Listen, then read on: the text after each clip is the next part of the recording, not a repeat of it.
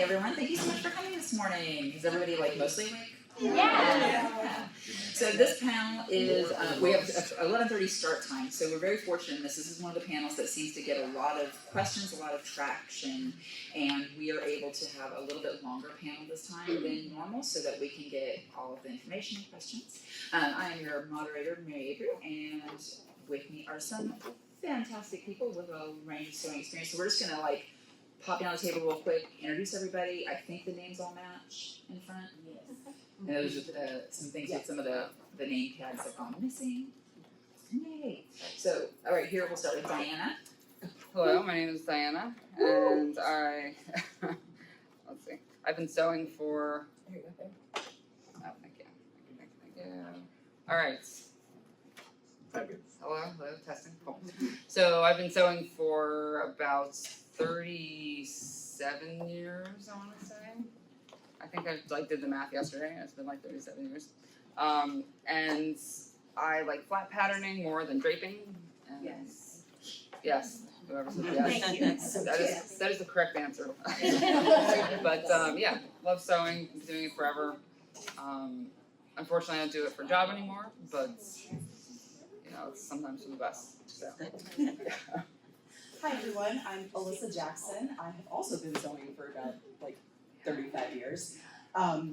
Bring back home economics in school. Yeah. I am a not well-paying side hustle of costume designing for local theater around Atlanta. I'm about to do Perfect Arrangements. I'm very excited about it. I kind of specialize in historical costuming, so 50s and 40s is one of my favorite eras, and then Victorian is something I've been doing a lot of lately. So happy to answer any questions about this. Hey guys, I am May Hemmer. If you were at the burlesque show last night, you saw me as a her acting a fool. I'm paying for it with my knee, locked up, so well, that's what we chose. I have been sewing for 31 years. No, I will not tell you how old I am, so And actually, I don't have a degree. I did the old school apprenticeship style under actual seamstress. Oh, yes. So I learned things all by hand and then got thrown a sewing machine at me after the fact. So yeah, I hate myself.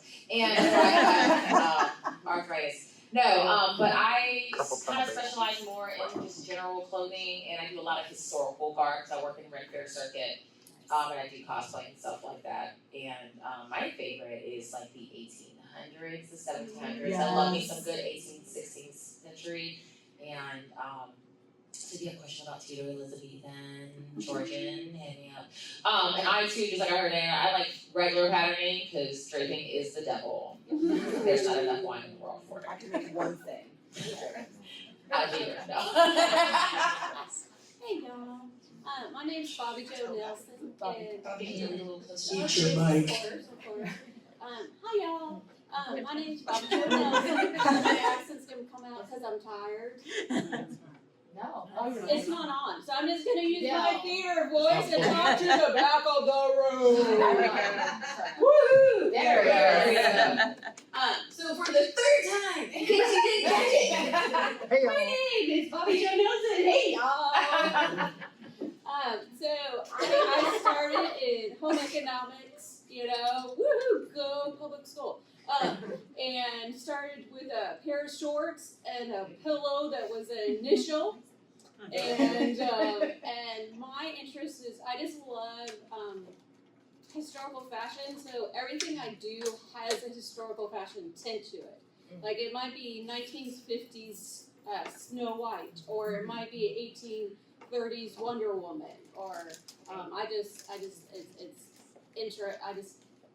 get all gushy about it. So thank y'all for coming. So as I said, I'm Mary Avery. I'm your moderator today. I am a seamstress, tailor, stitcher with ISE 479, working in the film and TV Yes! industry. Union strong, solidarity. And I am largely self-taught seamstress. I didn't know that working in a shop was an option. I also was a journalist first for a really long time. I have 45 years of sewing experience. Yeah. And I was a patterner and a pattern hacker and a sewing book author, and I just wrapped this year on a historic 1940s World War II movie Yes. starring Kerry Washington. Yes. Who is a lovely human being, absolutely wonderful person, and Captain America 4. Whoa. So I've like hit my the big thing is like I really want to work on historical thing, and I really want to work super suits. Boom, and now I'm unemployed. AMTP, get it together. Pay your writers. Yes. Yes. AI is no replacement for human beings. Thank you. Yep. Amen. So we're going to talk about pattern power, decoding, customizing, and perfecting your sewing project. So just kind of address the panel in general. So we have a couple of slides here. We'll see if I can actually work this laptop. Hey, common pattern marking. So when we're talking about patterns, what are kind of the must-knows when you are looking at a pattern, picking a pattern out, shopping for patterns for what you want to make? What are kind of the high points, things that you're looking at here? I would like to just stress, because this is a thing I run into when I teach a lot of my classes and panels and cons, the sizing system on that pattern is not what you think it is. It's all by measurements. It's not like your standard dress suit pant size. So, and we'll probably get into how that all translates, but definitely, knowing your measurements, as accurate as you possibly can is a good start. So that way, okay, does the pattern even go to my size? Does it even have my size? I've run into issues, shockingly, I couldn't find the correct pattern size for myself. So I had to Frankenstein, and we'll probably get into that too. So yeah, that's just kind of key just to keep in mind, is you need to know your own sizing to be able to start researching and look into the different pattern brands and stuff like that. Yeah, and I'll add on to that. On a lot of patterns, they will have the finished measurement, and that's a really good thing to look at, because often they build in, the big patterns can build in up to 4 or 5 inches of ease, so like extra fabric. So, I'm a 22 or larger on these patterns, and I can usually sew them at a 20. So it's just something to think about. Knowing your measurements is like the number one. Get someone to help you with your measurements.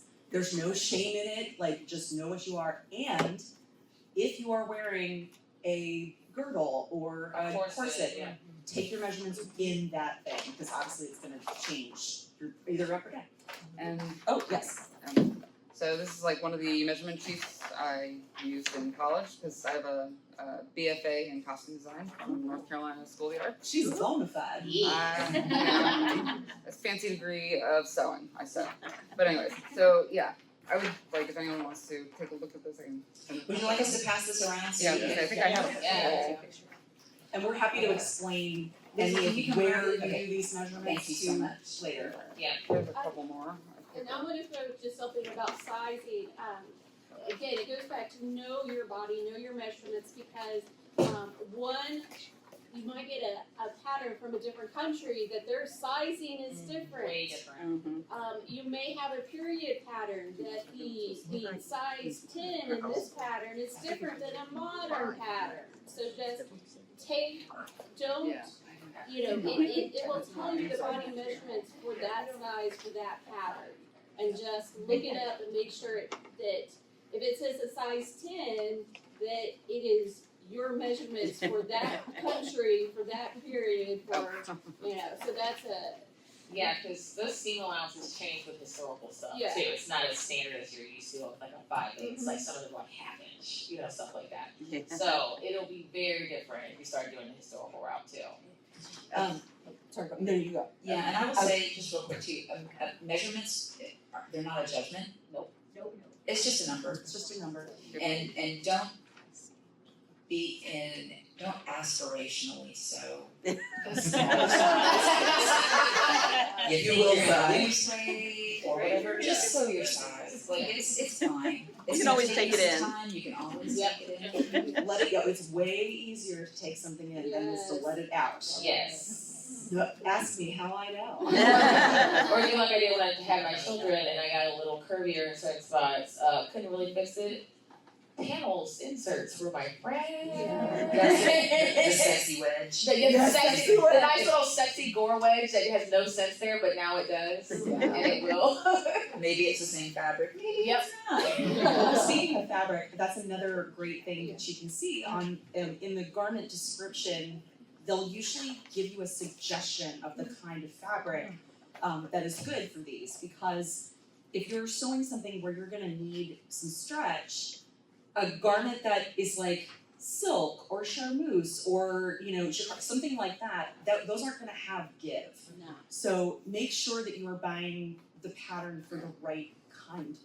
I'm so sorry, y'all. I'm Dr. Peppering up here. I'm not gonna burp like a Homer Simpson into this microphone. But that's a really nice guide of and it also gives you a little bit of insight, especially like if you're doing a historical costume. It's giving you a little insight into what might have been appropriate for that costume. So it's like a little cheat. Yeah. And also you can find a lot of stretch guides, which will I don't know if anyone can see that, but have measurements where you can stretch it as much as it'll go, and you can kind of judge how stretchy or how small you have to make it to accompany that. This is my my And we're costume happy Bible. We're happy to answer questions too of what is jersey? What is what is Georgette? A lot of these terms, some of them I still don't even know all of them. I have to look them up. I'm like, what is a jacquard? I mean, I know jacquard, but sometimes it's There's some weird fabric I need to go, what? Wait, what is it? yeah. So we're happy to talk through those as y'all have questions too. And sometimes fabrics names change in their meaning. So it made muslin. Muslin means one thing if you're talking about again a historical costume, an earlier period, than if you're talking about a modern day simplicity for a cosplay for a Disney princess. Sometimes, and again, that if you look at the fabric suggestions, it'll list 3 or 4 different fabrics, and so you can look at that and go, okay, this is what they mean by this term at this time in history. I think a lot of it, when we're looking at historical stuff too, is that if we're trying to recreate something that has a similar look, you can substitute fabrics, but it's not going to have the same look. Like I bought this beautiful pink fabric thinking I was going to make a Barbie jumpsuit, and I didn't pay attention to the fabric weight. Oh no! Ooh. This is not a jumpsuit. So I became menopause Barbie. Caftan. I'm gonna be wearing this caftan everywhere. You guys are gonna see me at I Target. would never take that off. Probably not. Exactly. So Live in it. another thing that's really helpful if you guys flat pattern is, I don't know if you know what a sloper is.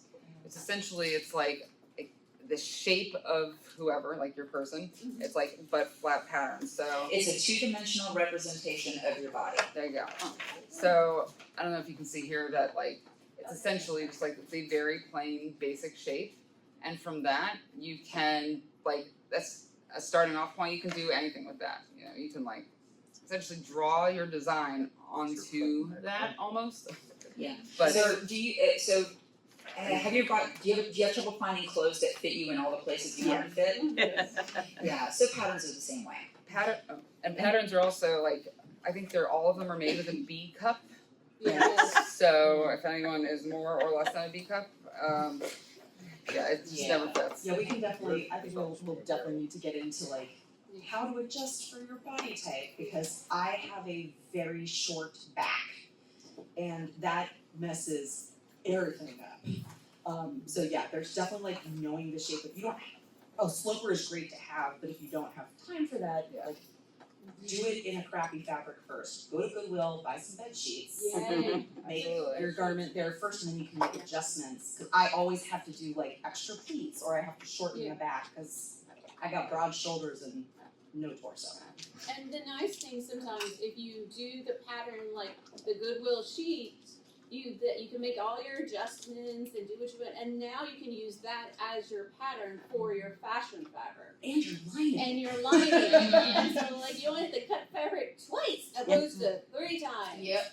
And if you have a pattern that has 20 pieces to it, 30 pieces to it, you really don't want to have to cut 80 pieces out of, the less you can cut out, the better.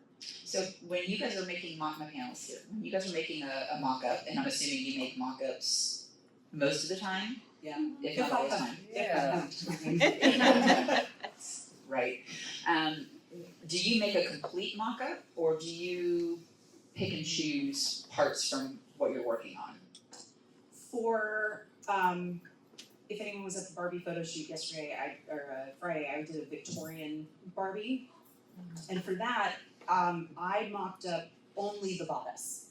I didn't do the sleeves. I didn't do the skirts because those were most like all I really needed to know for that was the waistband size, and that's easy. It's my waist measurement. But I definitely mocked up because learning lesson. I did a Victorian last year and didn't account for I got big boobies, and I didn't account for I needed that extra fabric to do the hook and eye tape. So I finished it and it perfectly matched with no room for the hook and eye. And I cried, and then I had to figure out how to add material in, and it was a big pain. So I did that, and I had the same problem with this one. So I was able at that point to add in. I actually cut new pieces, and then I had to figure out, which we can get into, of where do you add the extra fabric. I added it into the side panels because that also gave me extra room under my armpits, which I needed. So yeah, I only did essentially a vest. It looked like a vest, but that gave me exactly what I needed to finish. Yeah, because that goes into, especially with more historical silhouettes, they change so drastically. Like when I have to do on my Ren Fair bar, I'm part of the royal court. So the Tudor Elizabethan bodices are not as smarmy as you would say. Flat. Yeah, it's super flat. The flatter you were, the better. And so, sometimes I have, and this is adjustments, I have a obscenely short torso. It's only 10 inches. Is what my actual torso. So a lot of my patterns are usually way too long for my waist. And I always mock up anytime, especially if I deal with a new pattern that I'm messing with or something like that. And sometimes once I'll get some muslin or something, use that to make my pattern for my mock-up, and then I'll just, trace it, keep it, and that'll be the pattern going forward anytime I cut out my stuff from that point on. So it is key, don't choose violence like I do sometimes. And I'll be like, yeah, I know how to do this, and I just go straight into the lining and say, let's go, and then it was silk, and then we're not gonna talk about that. And then, the tears and the swearing that came out. But once you get more comfortable with certain styles and patterns, it kind of comes second nature, where you probably don't have to do it as much. Mistakes do happen, we're human, things happen. But usually a good mock-up, especially for bodices, tops, anything like that. And I like to do pants, because that inseam foolishness going on. And if you got some junk in the trunk like I do. Yep, if you got some extra going on back there, or lacking thereof back there, it's good to do mock-ups of stuff with pants and stuff like that too, just so that way you're not wasting your nice fabric. And say you make it way too long and you look like you got a diaper going on or something. So, they're your friend. It's more time consuming, but they're your friend. And it was kind of mentioned before, but when you're doing your mock-ups, it's important that you have the undergarments on yourself. If you have a dummy, that you have the undergarments on the dummy, because the undergarments will change the measurement of the final thing. And so if it's something where you're supposed to have a girdle or corset or petticoats or side hoops, or you're doing super futuristic and you're gonna have stuff coming out here, stuff coming behind you or something, because it will change it. So you want to make sure that you're doing your tweaking with your with the understructures that you eventually plan to wear, because I did once where I was like,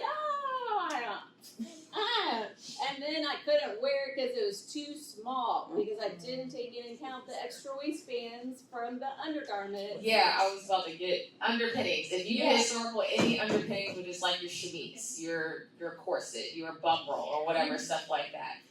Please try it on with all that on, because don't do like me when I was like 16, thought I knew what I was doing, when it doesn't fit Yeah. over anything. You want to talk about some gnashing of teeth after you spent months working on something, and now you can't wear it. Yeah. Learn from us, don't cry, don't do what we do. And I So, promise it will sing. I'm turning out fires apparently that just popped up. We had this discussion earlier.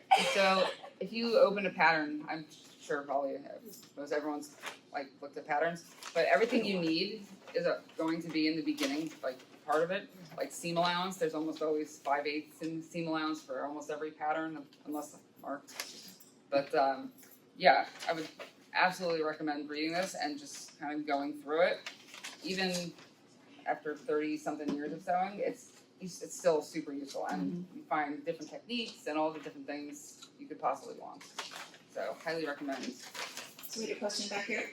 Question, when you have those layers, do you construct one by one and measure on top of it, or what's the recommendation on those steps to build on that measurement? Is this like a petticoat or a dress or a skirt? Well, for a man, like vest and your jacket. Oh, I or, see. like Yeah. whatever you have with multiple layers, how do you Yes. recommend to do Build from the inside out. Yep, inside out. Good question. Yeah. Because yeah, especially like for your jacket, your jacket is going to be going over your shirt and your vest. Maybe corset. Some guys, some The corset is better. some Corset. male presenting folks wear corsets. Sorry, I'm trying to make sure I'm not gendering language here. Because everyone wears everything. So yeah, if you are wearing a suit, you're gonna have all of those pieces. So make sure, like if you're building a jacket, which that's a whole thing. Don't get into that lightly. It is gonna have to fit. And depending on it's okay to wear it open. Some people, you do wanna wear it open. But if you're gonna wanna close it and button it, absolutely build out. Yeah, especially if you want the tailored sleek fits. Yeah. You're definitely gonna have to just work from, like I said, inside out. Yeah. Yeah, and girdles, cinchers, all of that works for everybody. Yeah. And it's not even just about making yourself look smaller. Like for me, that's not. I'm not trying to do that. I want a smoother You look. want Yes. the silhouette of the period. Yeah, You wanna so, get that like, silhouette. I personally, this is just my body issue. I get these little poofs right here, and it drives me crazy. So I have a couple of undergarments that just smooth everything out.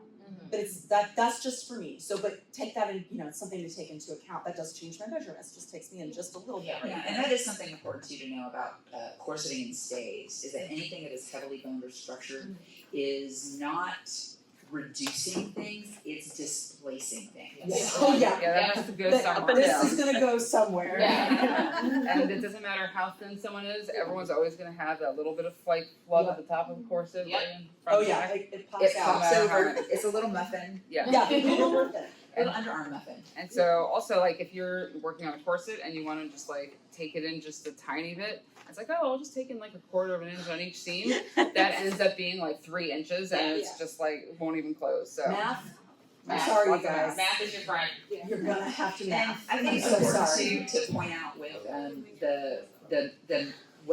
the mass commercially produced things is that the historical garments, especially the historical undergarments, are built with more room than you would typically wear Yes. with those things. So really look at the finished garment measurements like Alyssa mentioned. Yeah, and especially with stays, just like even the Elizabethan Tudor ones, it's because you have a whole chemise that usually the poofier ones that you had with all the gathering, it's to accommodate all that fabric that's going underneath all that.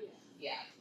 And then one advantage of doing starting from the skin out is you can practice on the stuff that not everybody's gonna see. Yes. And so if you decide I'm gonna jump into 18th century or I'm gonna jump into doing a Victorian bustle dress, you can use the chemise, you can use the corset, you can use the petticoats, you can use those layers to get used to the techniques that are true for that period You can make your mistakes on that stuff. You can use the Walmart sheets to make your petticoat, and if you screw it up, it doesn't matter because it's a Walmart sheet. You know, and so that's why sometimes I like starting from the skin out. In addition to it giving the right silhouette at the end, I can practice on the stuff that's not going to be as visible or as expensive. Does anyone have any questions? I just thought since we have this Yeah. markings thing up, Yeah. does anyone have any questions about what these things are, or is everyone pretty familiar with that? Have you seen something weird in a pattern and you're not sure what it is? You had a question? Can you define notches? Ooh, good one. Yeah. Absolutely. Yeah. So you wanna? Go ahead. Usually in patterns, even if you make your own, you always want to try to put like a notch on the seam. So notches you'll match up when you're actually sewing the seam. So you put your right sides together when you sew. You want to make sure that all the notches line up. So sometimes you have to like ease in like more fabric into a small area. Oh, so the notches are like when you're putting two pieces together, you might have a line going across to help things match up in the Yeah, end. make sure The your line registration is registration sitting marks. right. Okay. Yeah, Also have, like, when you have a side piece that goes on the front and the back. because So- you'll have like one notch. Yeah, so you'll on have one one side. notch on one side, Two you'll have two notches. notches on the other, and that's how you know you're attaching the correct pieces. Yeah. Don't do, okay y'all, seriously, I've been sewing for 30 years. I made myself a hobbit dress, it looked amazing, I was so happy, I put it on, and I'm like, why is this weird? Oh, did I sew the front to the back and the back to the front? Yes, I did. So, trust me that like, we make mistakes too. Oh yeah.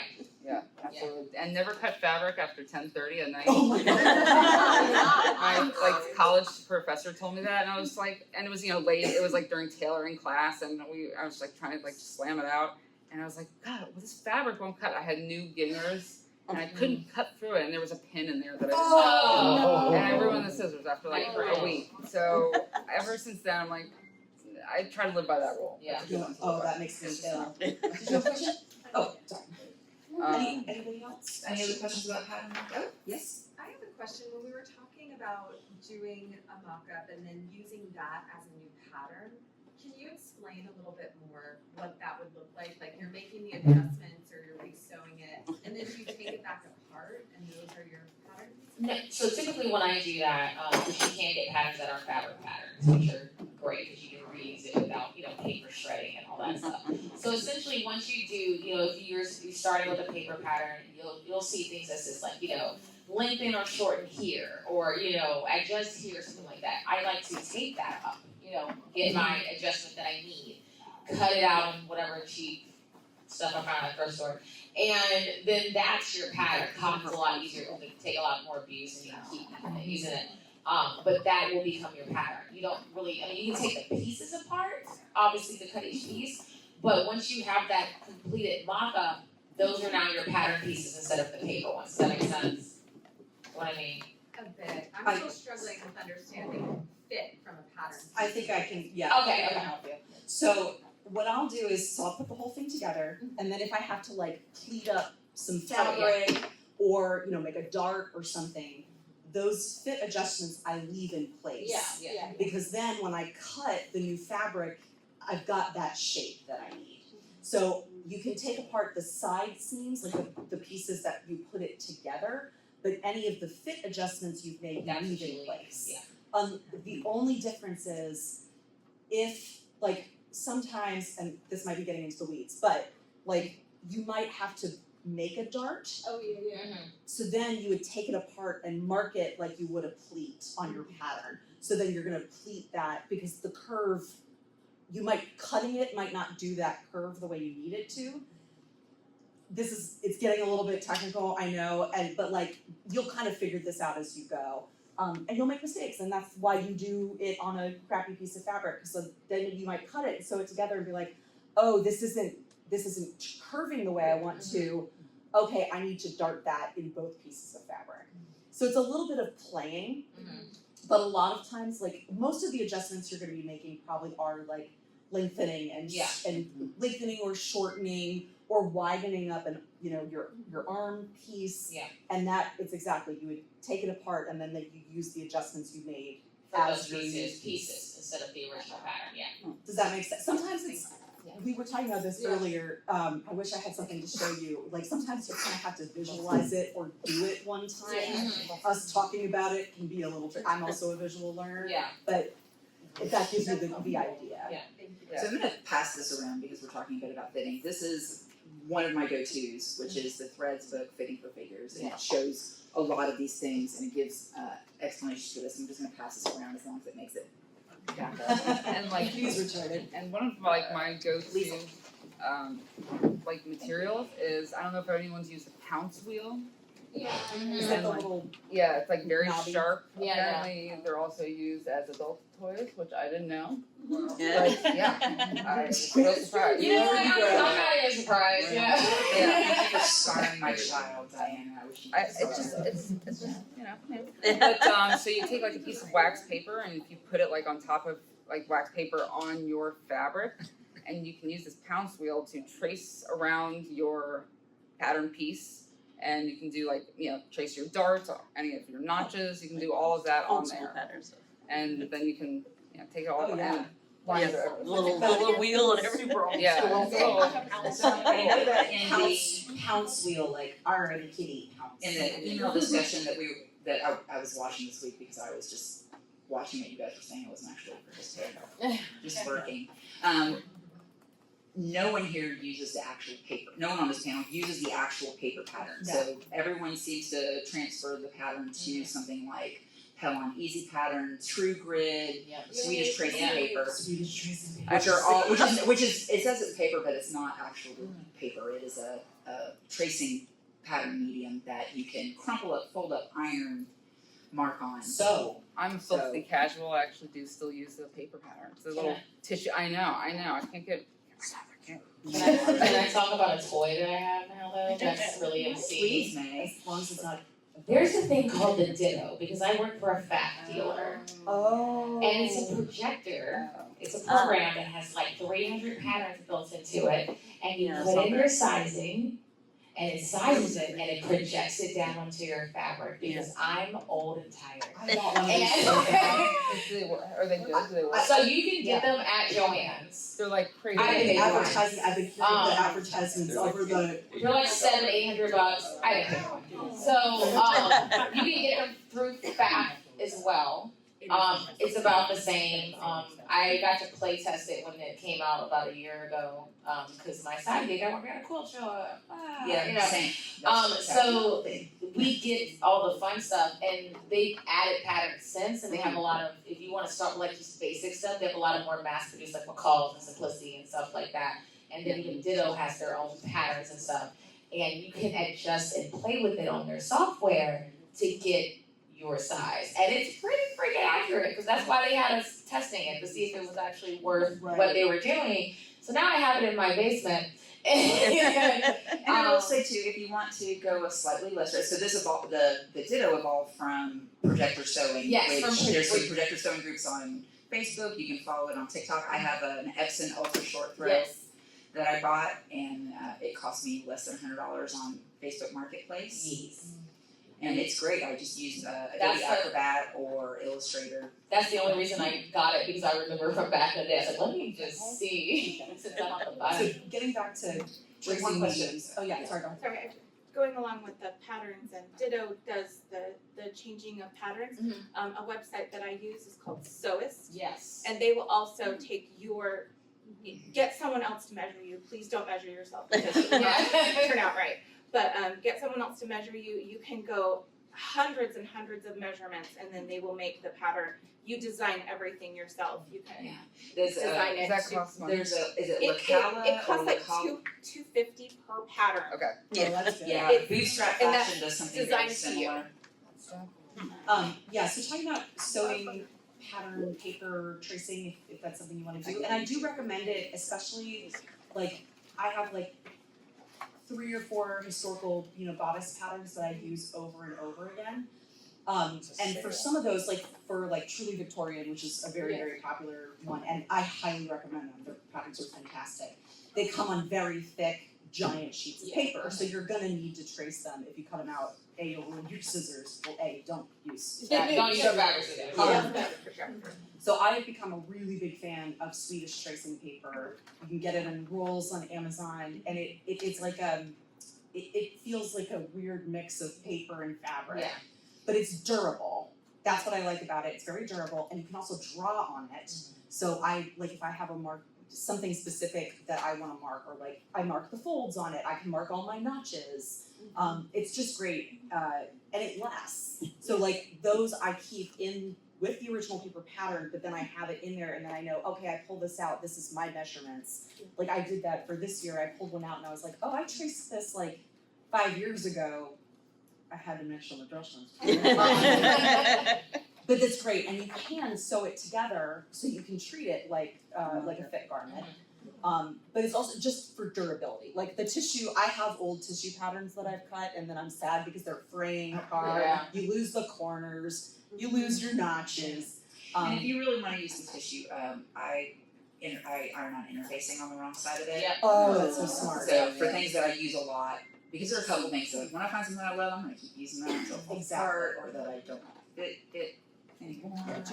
How do you transfer the patterns and marking stuff to whatever you're doing? Some of it depends, cause I've like had a I problem with like that, the just doing true grid, and so like the true grid, you can see the pattern under it. Yeah, they're So I translucent.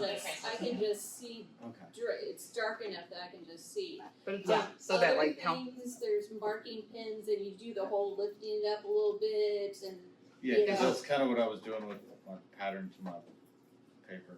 Oh, okay, well, Stuff, here, and it was a pain in the butt. so there's a couple Poking different pins things. through it and picking it There's up. a couple of different things you can do with like the True Grid and Pelon, which is interfacing that you can use, or Swedish tracing paper. It's thin and white, so you can see the pattern through it. So I pin it down, and then I just take a Sharpie and I trace it. Now, if you're doing like if you have your fit garment, your pattern piece that you've done, and you want to put it onto your fabric, these things I will die for these. You get them on Amazon.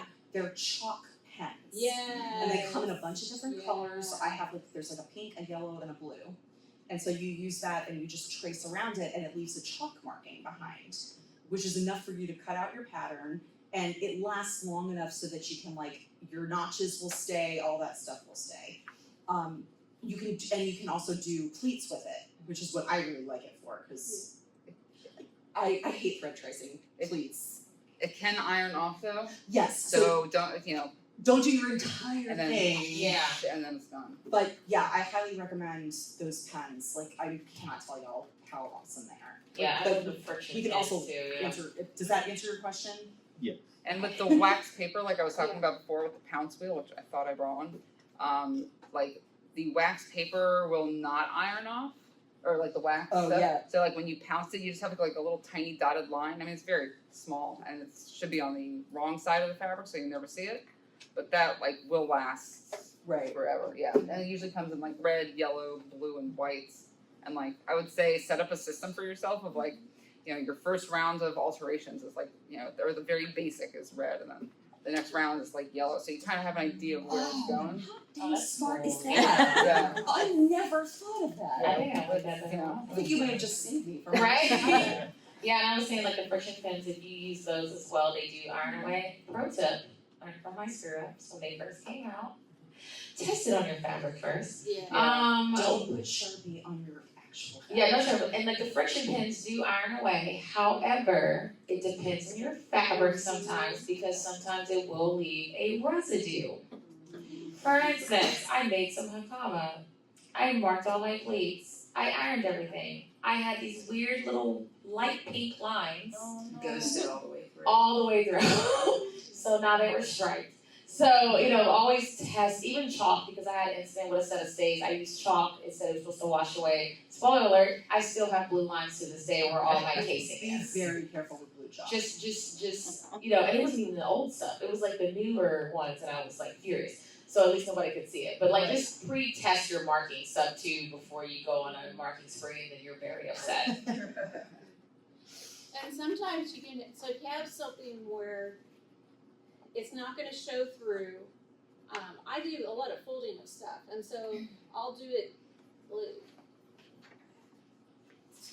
So if I have my pattern and I may fold it here and then I'll put a ruler and I'll know, like a green line. Like I'll stick the ruler here and I can use the ruler to now tell me where it's gonna happen down here. Right. Because this is a straight line, and so if it fits here, if the ruler's up here matching the line, it's most likely gonna match the line down here. Mm-hmm. So sometimes rulers are your friend. Again, gotta do that. Geometry, we're gonna bring geometry. But I'm so sorry, you are gonna use it in real life. Yes. Yeah, Okay, and go to your so- local wool shop and get a good quilting ruler Yes. because they're see-through. They have markings in white and black, so it'll show up on all kinds of fabric. They're non-sliding, so you can like push down, it's not gonna go anywhere. And I have a fun hack that I like kind of learned kind of late in life. So like, you know when you have your clear rulers, if you use these little pop sockets on the back, it's so Oh. much easier to just Yep. slightly move your, Mhm. oh, it's so To much use easier. the top side. Today. Yeah. Okay, Diana just sorry. needs to come, you just need to come live with me. Deal, I'm there. But yeah, like there's so many different rulers you can get. I would recommend like the quilting clear plastic one, and like you also can get one that's like on a wire, so it's a curve. So if you have a curved shape like an arm's eye, Yeah. you can easily do that. I know that they have those like weird, slightly The curved. French curve Yeah, ones. I never use Yeah. those. I never but- use them. I don't need, Yeah. Some people swear by them, and that's the, like, we're getting into, Yeah. like, everyone has their thing. Yeah. Like, Bobby loves the Polon, True grid stuff. True Grid, I am obsessed with Swedish tracing paper. Yeah. Like, you just find your thing that you like. There is no wrong. Yeah.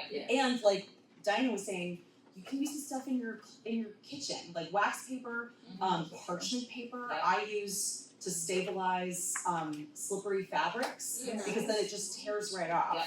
So, you know, improv. Sewing is all about improv. Use what you got. And So you don't much of have my to spend $1 million. Yeah, Yeah. so much of my kid is often at work that if I do sew at home, I have been known to grab like a CD or a plate or a bowl to do a curve. Oh, Yeah. every bowl in my house has been used to make circles. I mean, there's so many things, like, you can make do with what you have. You Yeah. don't have to spend a lot of money on a lot of things. And look on, honestly, Facebook Marketplace. Yeah. You would be surprised at how much people are like, I'm done with this. I mean, you can ball on a budget and do Yes. this, like, you don't have to blow your wad, like, you don't have to blow, like, exorbitant amounts of money, yeah. Just Also, like, yeah, oh, sorry. no, you're fine. I would also say like one of the things that I kind of like also learned late in life in my sewing years is like if you have a corset or a shirt or pant, whatever you have that you like want and it's like kind of falling apart because you've used it so many times, you can actually take apart all the seams,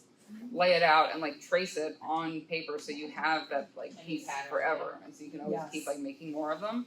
I've It's done like- that with a dress before, and it made me so happy to have it. Yeah, it's like I can't lose this. I only have like 5 of them, but I need it in every color. Yeah. You know. Did you have a It's one of question? those. I do. I know you said you didn't like. Thanks for coming. I know you said you didn't like draping, but I am interested in knowing how exactly it works. Like flat Oh, patterning good makes question. sense, Yeah. but I don't understand how that works. Very good question. So typically, like if you have like a dress form, you know, Mhm. it's about your size, and you like want to measure off with either tape or like string, the like basic like center fronts, like your side front seams, Waistline, your waist, curve, all that stuff, and from there you can like essentially, it's hard to do without a dress form, but you can like get an idea of your. Does everyone know what grain lines? Yeah, it's like the straight of grain that If you goes. don't, okay, we don't. Okay. Let's explain. Go for it. So fabric, this is not an example. Fabric has stretch, and the way it's sewn, if you look at a piece of fabric, you'll see these little lines, and that's where the threads are. So you want to make sure you're finding your grain line, because depending on which direction it's going, when you pull on it, is where the stretch comes. So if you've ever heard the term bias, Yeah. that's when if you have a piece that your grain lines are going like this, you turn it sideways, And in 1920s, those dresses that kind of, 30s, they kind of really hug the body. It's all That's on the bias, because you've turned it and then that fabric stretches. Like if you pull on, if you're wearing something, just pull on it, you'll feel it. If you pull it this way, it's taut. If you turn it just diagonally, it stretches. So this is, thank you so much I'm so glad you had this question. On your pattern pieces, there'll be a line with arrows. That's your grain line. And that's what you follow. And that's what you follow. So when you're laying out your Pattern, I'm sorry. no, I was gonna let you take it. So essentially, you're following that line, so at some point, if your pattern piece ever looks crooked, it's because you're cutting it on that bias. They're putting the grain line in a certain way, so your bottom is gonna be stretchy and fit. Yeah, they're pulling it up.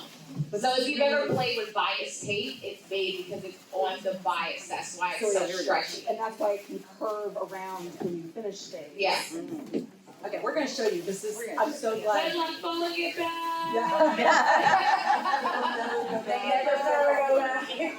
It's gone forever. Okay, so on this piece, which is a Bezel side. bezel side back, you see that arrow there. So when we talk about grain line, we're talking specifically about woven fabrics, not stretch fabrics like not a knit or a sweater. Yes. The light is shining right on it. Oh, yeah, you tilt it. Back it up. Oh, maybe get the center. Thank you. Are we seeing, so you see this grain line here? Big, long. So when you look at your fabric, you have an edge to it that usually seems a little bit thicker, that's called your selvage edge. Yeah. And then, and your grain line runs parallel to that selvage. Okay, so you're gonna orient that arrow to that selvage edge. I'll give you another trick. If you're not, you can go buy these cardboard cutting boards that have a grid on them. You can line, this is what I do to make sure I don't mess up. I put my selvage edge along one of those lines and pin it down, because that way I know that's where the grain is. And then I use my ruler to make sure that arrow matches that selvage edge or whatever line is on my cutting board. Those cardboard, I'm telling you, they're like $5. I go through like 3 of them a year. They are worth every penny. Like it just, because and for a lot of fabrics, like if you're doing something like chiffon or something, or a thin, cotton weight, I did a lot of cotton weight, very like gauzy cotton. Shifts like a mofo. So pinning it down and having those lines will save you a lot of heartache. And another thing, which might be a little more like advanced, but a lot of times you can get certain shapes if you see like in on the runway, if you have like your straight of grain, if you're like doing a paneled skirt, if like your straight of grain is meeting up with the next piece, which is on the bias, the straight of grain, since it's like stronger and a little more structured, it'll like kind of push that back to make a nice like folding moment. Yeah. So you always kind of want to think about like, if you're matching up like a bias seam to a bias seam, it's probably going to start stretching out because it's just Oh God. But if you do is like, straight of grain, that's just not moving. I have a story about that. We don't talk about Virgo, we don't talk about that. We did a dress for a show that I costumed, and we made it out of linen, and we did something of like, it got cut on the bias, and suddenly it was like 4 times longer than when we originally started. We were like, what did we do? Oh God, it was horrifying. That thing was magical. Anyway, yes. So when you are talking about grain in the fabric, like the selvage edge tells you which way it is, or that's just how you can find it? It's, yeah. So Go I ahead. was saying, so you have, again, we're talking about woven things. So you have a loom and let me see if I can find the words. So the idea is there's threads going this way, and then there's another thread that's going this way. And when you're talking about mass production, machines are involved. And so you have this kind of grid, you have this grid going on. And so where it's kind of gathered on the edge from these things going in and out is the salvage. And sometimes it'll have It can look threads like- hanging out, it may have a fringe. it may have some other kind of thing that's left over from stuff going back and forth. Yeah. That, if you've got, yeah, it's the uncut edge. So you know that that's straight because it's how it came out of whatever produced it. So you can actually see, if you look at a piece of woven fabric, you can see the lines, which will help you. So it's just a really nice starting place for like, if you have your selvage. And if you don't, just pull. So you see how I'm pulling this way, it doesn't move. And if I bias it, do you see how it's stretching? That's how I know. So I will oftentimes, like, just to reassure myself, I'll do a little tug, and then I know that this is my straight. That's what I need to put on as a straight line. Woven fabric that does not have anything like spandex or lycra added to it or nylon, you're not gonna have any stretch along the grain. You'll have stretch cross grain, perpendicular to the grain. The most stretch is 45 degrees of the grain, that's what we call the bias. So a lot of times you'll see that bias if you're cutting out something around a curve. Yeah, like the neck. A neck Yeah. line, Or your arm. or collars sometimes are cut on the collars, bias. yeah. Let's see. So, kind of going along with slopers, like a lot of costume books or clothing books is like you'll find a lot of like things like this. It's like it'll show you a picture of like the pants you're making, and it'll tell you like, point G is like 3.5 inches, or like you're a quarter of your waist plus like some of your dart. So it's really easy, and it looks overwhelming when you begin, but if you like go step by step, and it'll like tell you how much like to measure for here, or like what's your waist measurement. If it's this, then add this much amount, and it really will like give you a step by step. It's just kind of hard to find because sewing is not as popular as it used to be, even though only the really cool people do that. It's getting more popular, which makes me so happy. That is true. That is so Well, fantastic. speaking of step by step, something I wanted to also recommend, because again, learn from our mistakes. Really do read through your entire pattern. I see your face because every mistake I am talking about I have made. Because you never know when, like, and again, I think it's actually worse if you're an experienced sewer. Because I'm like, oh, I know how to do this. I've made these things before. Surprise! I have skipped a step, and then I'm like, why is this wonky? Yeah. Oh, I totally missed this thing that this particular pattern has us work. So yeah, make sure you read through the whole thing. If there's something that you're not sure about, Google it. I guarantee you there's a YouTube video that will explain to you every single thing. So like, yeah, make sure you're reading through. Don't make my mistakes. And then also on YouTube, it goes to, there's a lot of pattern reviewers out there on YouTube, especially for the more commercial like McCall's and stuff. They sometimes will even go into, this is why this sucks, and that way, as you're, I like to watch videos sometimes when I'm sure about some of the more historical pattern designers sometimes. Like I had a nightmare with Angela Clayton because I realized from back in the day, she drapes a lot of stuff to make her stuff, and then just McCall's or whoever quote unquote translates it, and it doesn't always lay right. It makes sense if you were draping, it doesn't always make sense when it's flat. So definitely like YouTube those videos and read your stuff, because there might be something somebody discovered and went, hey, it's not in here, but let me tell you it's not gonna work. So definitely the internet will be your friend. There's a website called patternreview.com where you can put in your pattern, and it's crowdsourced. So you'll see pictures and the places where people had trouble. So that is a great resource. And also a good thing to know, which you may already, the different pattern companies, some of them sort of have a built-in level of difficulty. Like a Vogue pattern is going to inherently be more difficult than a Butterick or a McCall's. They're anticipating that you are probably a more advanced sewer if you're using their patterns. And Berta is another one because they're German. They're German. And you look at their instructions, and when I first used the Berta, it went here's step 1. Okay, now we're at step 5. Like, wait, how do you even put this together though? Like, where did you, like, there's no instruction. It's like, Jesus, take the wheel, and you know, because the first time I cried, at, like, when I was in high school using Alberta, but some of the old bow patterns, if you go to thrift shops, the ancient ones, they'll have like walkthroughs of everything. It's very instructional. Once you get like the 20s and 30s patterns, it's like home ec. They literally walk you through every technique and every step. So if you can find them, you can learn a lot. They may be falling apart, but you'll have the instructions that will walk you through how to do these techniques, and they will make a difference. Yeah, garage sale, I would say Great places to find old patterns. hit up some old towns. If you got a historic town with some like old neighborhoods, you'll be surprised what you'll find at estate sales. I would also recommend like going on like Etsy and like smaller places like George and Ginger is a really good one that has like fabulous things. And another place for I think fabric that has like really cute and nerdy fabric is like Stitch Don't Kill My Vibe.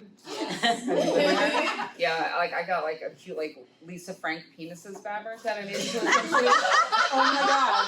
It's That's really amazing. cute. So it's like they have very interesting cool things. Yeah. So a question back here? Can you summarize what are the brands on the patterns that you recommend for newbies, bottom up or something? Because I just go and see the bags and just pick whatever I need. You're like, that looks good. No, that's a great, Yeah, that's a great Good question. question. I would say probably like Simplicity is probably the Simplicity's a Yes. great one to and start quick with. quick sew. Quick sew. If New you- Look has some cute and New basic ones that are like it'll even tell you like 1 hour sewing or quick to sew, and it'll be like some simple techniques that you can start with. There's like one. I mean, I know. You might want to wear a dress. Who knows? But like some of the easier dress patterns are actually some of the like 50s ones. Yes. That are just kind of like a wrap dress. I don't know Yeah. what I'm thinking. I think that's also, that's a really good point, is not only the types of pattern companies, which is also a good starting place, obviously, like a Simplicity, but also if you're new, start with a really simple shape. Yeah. If you look on your pattern, they have these line drawings on the side. Because from this, you're like, oh wow, this has got all this fancy stuff, and the pattern of the fabric, it On can the kind bottom of, here. it can trick your eye. So the better thing is to look at the line drawing, and then you'll actually, because like I've done this before, I'll pick a pattern from the image, and I'm like, oh, it's this cool stuff, and then I look at the line and I'm like, oh, that's not as interesting as I thought it was. Yeah. But this is a really good way of finding something simple. Like A-line dresses are a great way to start, because they're also going to teach you a couple more advanced techniques, like maybe setting in a sleeve, which is not as hard as it seems. Don't be intimidated, you can do it. Bust darts, there's kind of these basic techniques that you'll use going forward. So I would definitely say, like, pick a Simplicity A-line dress. That is a great way to start.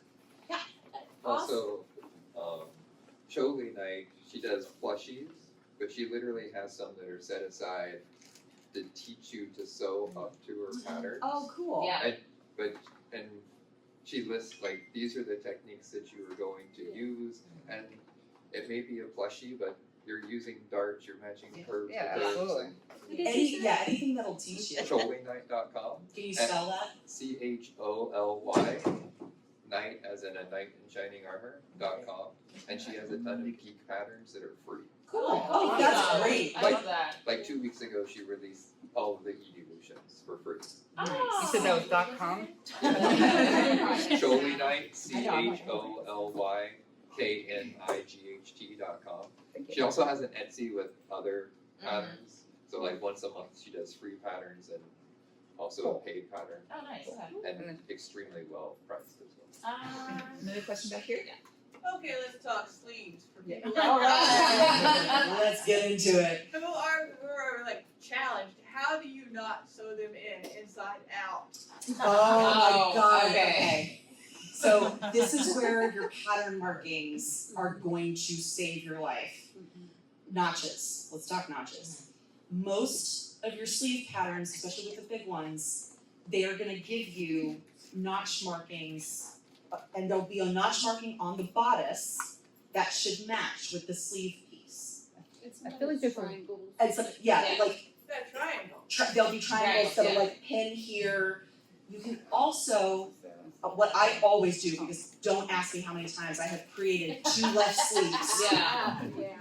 Lay your pattern pieces out and then pin them together as if you're gonna sew them. That way you know you've got, they need to be opposite. Make sure you got 2 of the opposite ones. They need to mirror. They need to mirror. I don't understand all the hate for the sleeves because like I Oh, love I a good love them. sleeve. I had like it was a timed historical sleeve class in college where you couldn't work outside class and you only had, and so it's like create a, Elizabethan pinked, pinking Right. like sleeve and you only have like 45 minutes and it's like, how do you, I had like a huge leg of mutton and my model was like a very large, tall guy, so it was like this huge like circle for the cap and like little That's fingers. amazing. But like, man, I don't know, I love sleeves. It is hard to. They're just, after thinking, they're so easy to mess up. So If you're here's, not here's, paying here's attention. Diana's sweater, which I've taken. So when you go to match your sleeve up and you've got the inside of your bodice and you're gonna have your sleeve this way, when you look this way, you can go, okay, right side, Yeah. matching up, underarm C. Underarms, match If there's your any underarm places that sleeves. you're gathering or matching, you're gonna have your notches there, maybe matching the top of the shoulder, which may not necessarily be here, so. Which Right. may not be at the So, very yeah, it may not be at the very top, depending upon the time period you're doing, it may be back here or it may be back here. Yes. And ask me how many times on my movie, 1940s, I was putting the sleeve and the, I'm like, so good. Yeah. And you can also make like again from some of these like older pattern books, like a sleeve sloper, which will tell you like, like divide the like this one measurement in 3 and like make it this high and this high and like it'll walk you step by step to get an actual like sleeve pattern. That's actually something I was just gonna say. And then A lot of because of this ease issue, right? Like they're giving you extra fabric. When you're sewing a modern dress, this has happened to me a bunch of times. In the pattern, it looks flat, but then you're building it and all of a sudden you've got all of this ease. Yeah. All you have to do is just flatten that curve. You can actually take it back on your pattern, just move it back to where it gets narrower. It's a pretty simple thing to fix. That's absolutely something you can do on your fit piece. Like cut your sleeve. If you want pleating, add more. If you don't want a pleating, just shorten that curve. Because the curve is what's gonna determine how it fits onto your shoulder. And you can actually match it, use your shoulder of your bodice and that matches that curve at the top of your sleeve. But yeah, I cannot recommend enough pinning your pieces before you sew them, both of the sleeves at the same time, and make sure you have one of each arm. May, I know you've done a lot of like Tudor and Renaissance, those are not the same kind of sleeves that we are used to, correct? No. So do you have some tips for dealing with those, because that's a special kind of geometry there. So, they suck. No. I will say, definitely a lot of the good, and I'm running on caffeine, so I'm hoping I can try and remember some of these patterns. Well, some of these like more historic patterns, I have to look it up because I'm brain farting right now. They will give you instruction of where it's actually supposed to be. A lot of them have a lot of poofing, which means there's gathering happening. But they do not always sit where they normally do. So for instance, like, hold on. So like with the Elizabethan one I have, the seams are odd and they have a curve. The sleeves have a built-in curve. Yeah. And so you have like a seam here and then you have a seam here. It is not gonna match your seam that's on your side. That's where you're gonna end up looking like this. But real talk, didn't. My dress looked like, what's going on? Again, every mistake we have made. Literally. I had to take the whole thing apart. So it's not gonna match up anything like even the 40s or 50s sleeves. The lines are in a completely different place. And a lot of these dresses with the bodice, it's not technically a whole piece. So for instance, a lot of them are straps that you put in, and that's how you tighten your shoulder area. You know, a lot has changed on me. Yeah. and you shorten it and lengthen it. You know, a lot of changed on me after when I got kids, so I had to start pulling my straps down more. And then, of course, that makes your armhole smaller. Right. So now you have your sleeve that you already did, so you have to do a little more gathering, and you gotta still make sure that that line is still falling. Because like on mine right now for Ren Fair, the thumb is where the line for that sleeve is, and then on the other side. So it doesn't match here at all. It's actually matching here, because that's how you're standing, because they didn't really, you don't have, there's no actual, like if you were nobility, you had staff, okay? So there, I can probably do this with a properly made Elizabethan or Tudor gown. That's about it. That's why they're made like that. So you're standing like this properly, and it's laying on your thumbs, depending on if you have the flare or not on your sleeve. If you want to be bougie and put lace and stuff like that. But, you know, it's meant for you to be stood like this because it follows that silhouette and it elongates your arm to make you look more historically pleasing with flat chested and long arms. Yes. I mean, I was already halfway there. So, you know, that's why they're made that way, to give you that silhouette of like you're always prim and proper. You know, I've done ballet, so it helps. You know, when you're walking around being that character, it's because they want that long line. So you really need to read and do, you know, there's a lot of great historical costumers on YouTube that will talk about all of that and why they don't actually match up. So definitely make sure, and it does depend on what kind of sleeves. Sometimes these gowns never had sleeves. It was just a bodice with your chemise that was exposed. If you were rich, you had solid white, nothing cream or anything, so you were loaded. You had bleached white fabric, and sometimes you had those cage sleeves that you would see. Right. The woven ones, they were painted. You know, where you literally make your own slat and then you gotta weave that sleeve, and it still exposes the chemise area. So a lot of these sleeves were also removable. Yeah. Okay, they could swap them out.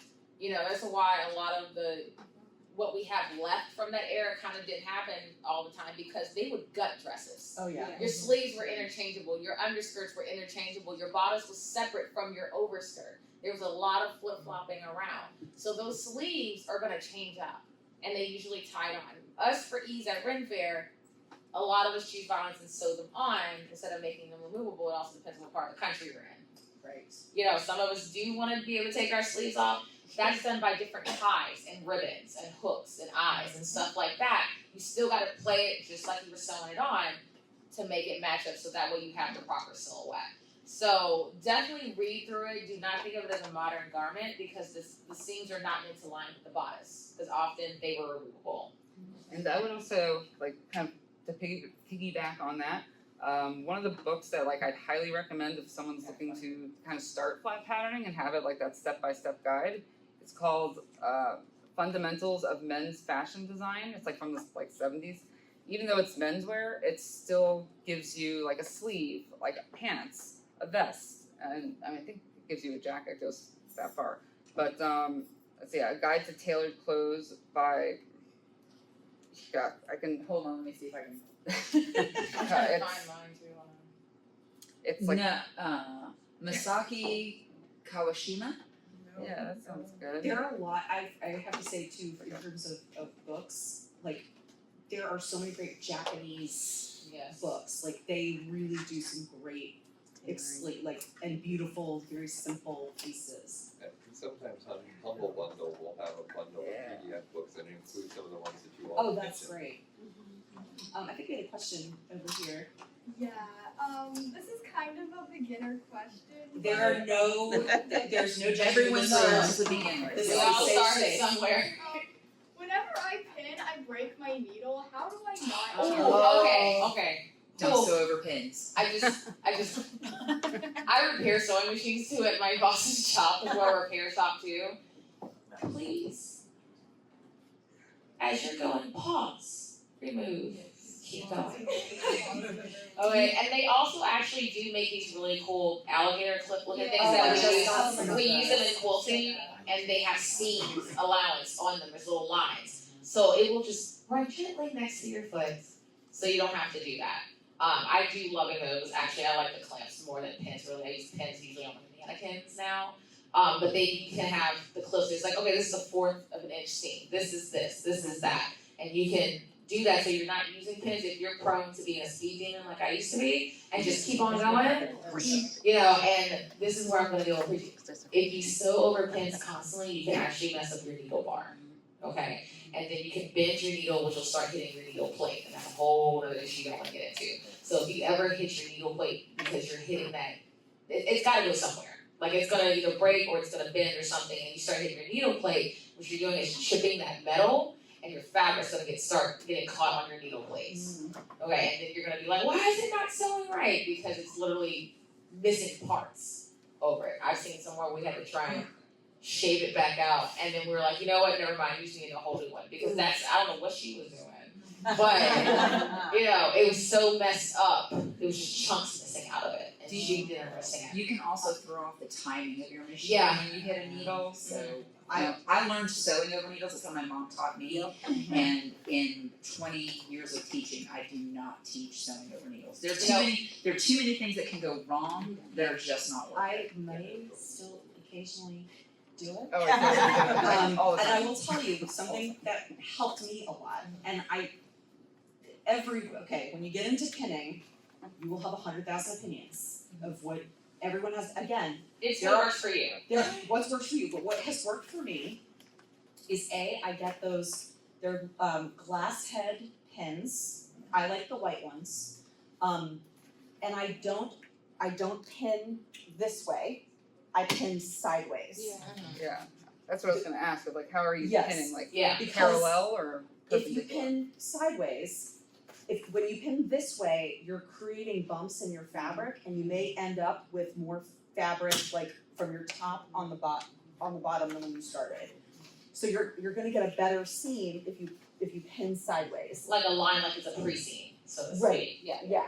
So then when you sew, because I have the same thing. I love going and I don't want to stop and pull my pins out, but it's easier to pull them out. Like pulling them out this way is sometimes really hard. This way you just boop, boop, boop, boop, boop. So that might really help. Yeah. But we all do it. I did it on my current garment.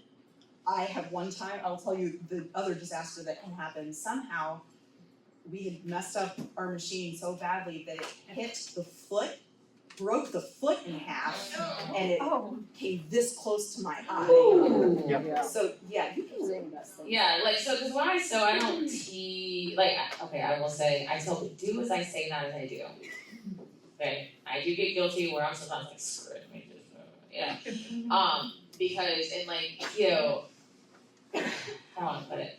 We get excited, we want to keep going, we don't want to stop. We're going that part too. Look, I don't want to talk about deadlines right now, because I gotta go back A home. long straight seam, the satisfaction of just.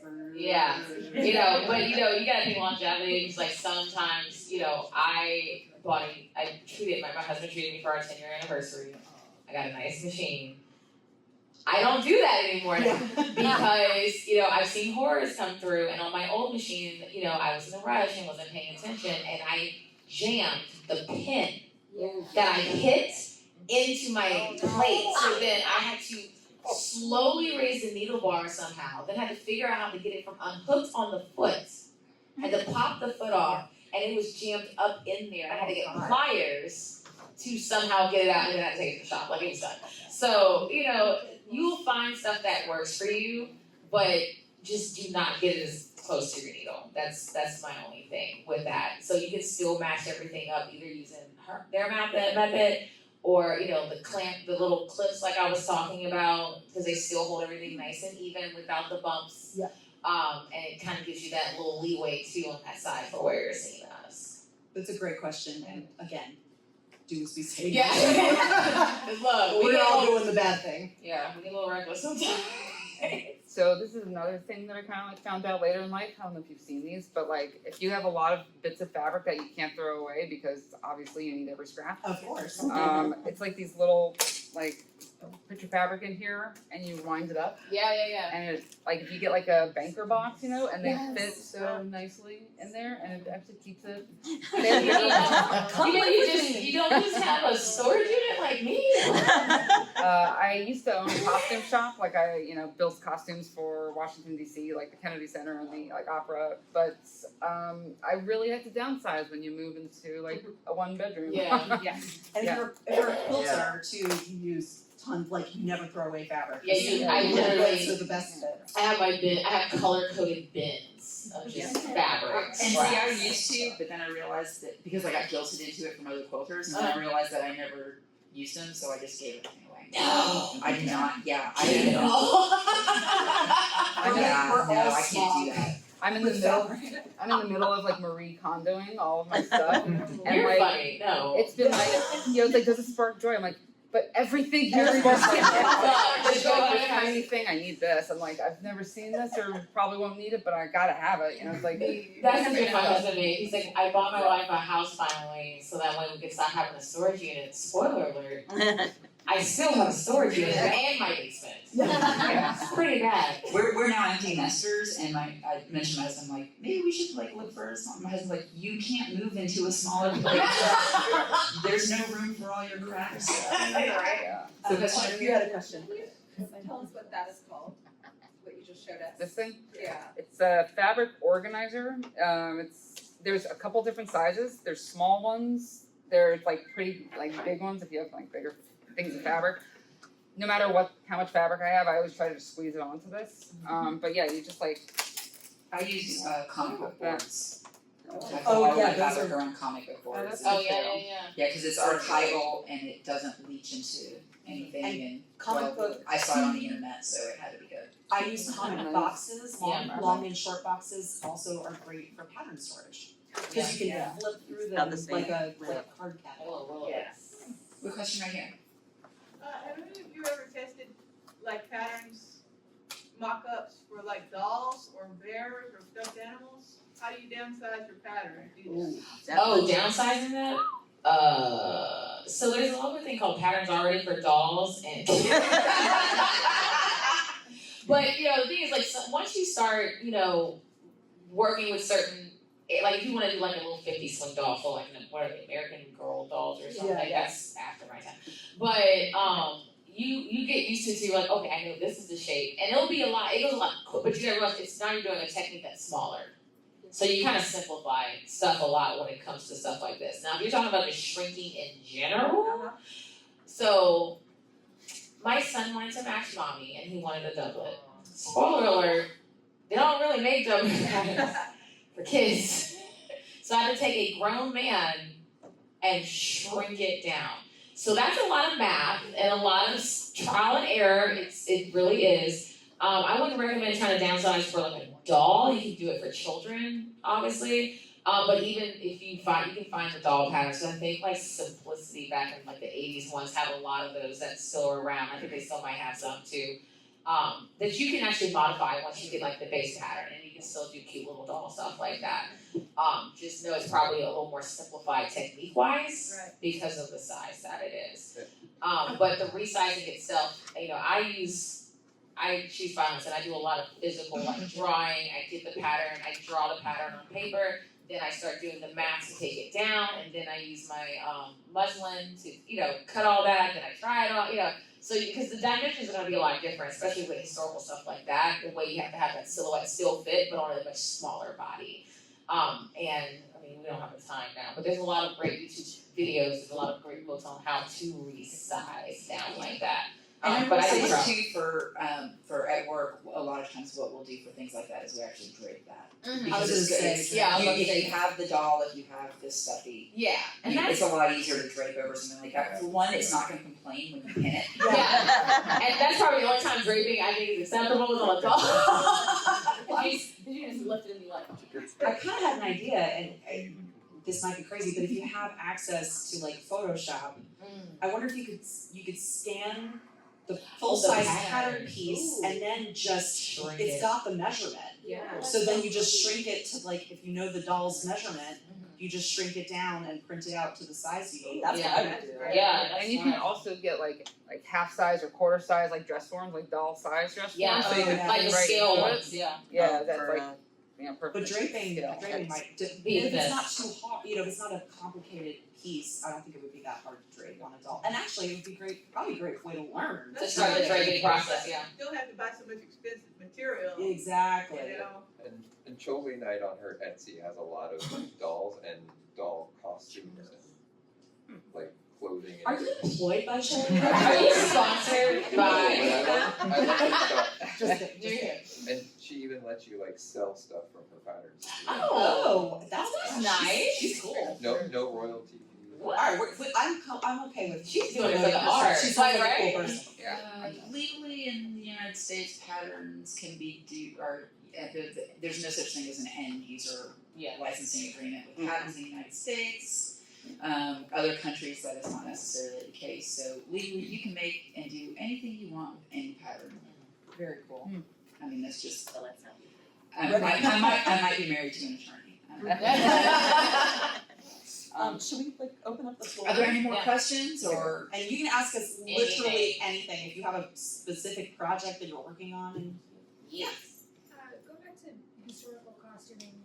Where are some good resources to find patterns that are actually historically accurate? What time period? Yeah. What time period though? Or General, is Just it in general. Victorian or Tudor?